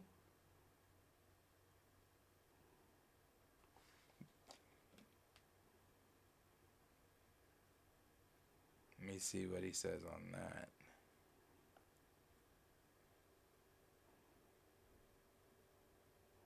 Instead of Obi-Wan. Oh, okay. So the same situation, but just Mace Windu in that situation. I think if Mace Windu trains Anakin, if you read some of the comics that are canon, especially the one listen to rather, you can go over to that YouTube page. But there's the one that it's the earlier days way before the Clone Wars actually. Anakin's a lot younger, but he is a Padawan at this time, and him and Obi-Wan are on a mission, and they go to this planet where they don't know who Jedi are or anything like that. There's just one person knows who the Jedi are, but the rest of the people of the planet don't know who the Jedi are, and they got a distress signal there, and they end up in this battle between these two feuding groups, and Anakin talks. They talk a lot during that comic, and they talk a lot about past missions and things like that, and then the struggles that Obi-Wan is having trying to train Anakin, and the promises he made to Qui-Gon, and they even talk about Anakin telling Obi-Wan that he was going to leave the Jedi he didn't want to be a Jedi anymore. He said because we don't do kind of the same reasons Ahsoka left. We're not the people that we say we're supposed to be right on the Jedi. If we're Jedi, why aren't we going to help with this? So Anakin was going to quit. And so to answer the question, why I said all that was, I believe that would have Mace Windu training Anakin, I think, would have driven Anakin. If we're talking Anakin still brought to the temple at the time he was, having attachments, having hatred, having, anger and all the other things that he harbored, Mace Windu is the type of teacher that I think would have pushed him even further to the dark side. Why? Because we've seen how Mace even handles Ahsoka, how Mace handles talking to people just in general. He's not, Mace is an asshole. Damn. I like Mace a lot, but Mace is an asshole. Even Mace even bothered me in the Tales of the Jedi episode with him and Dooku. He was like, Dooku was trying to be a Jedi, what they are supposed to be, while Mace was too busy trying to be a fucking monk that just follows the rules of the Senate. And that is not what the Jedi are ever supposed to be. Right. And that's made very clear in that episode with him and Dooku. But anyway, we could go on and on about Star Wars because that's what we do. Jam. But I have to get up pretty early for workouts at 3. Corey has to relieve her babysitter to get KJ. Yes. And then we will be back with you guys tomorrow. Y'all pray for me and this 3-year-old because we're going through it. We're going through it with this potty training. Oh man, not the potty training. Yeah, well, I know. I know all about it. Like I said, he was here when he took that shit. Yes. Yes. Yes. But like I said, we'll be back with you guys on. We'll be back tomorrow, same time, 7:30. 7:30. It's gonna be 7:30. It was 7:40 today, but it's gonna be 7:30 tomorrow. So we'll be back. Thank everybody that hung out with us tonight. We appreciate all the likes. We appreciate all the engagement. We appreciate all the conversations with us. And always, as always, love you guys very much. Thank you for hanging out. And we will talk to you guys later and see you in the next stream. Good night. Love you guys. See you guys tomorrow. Everybody be safe.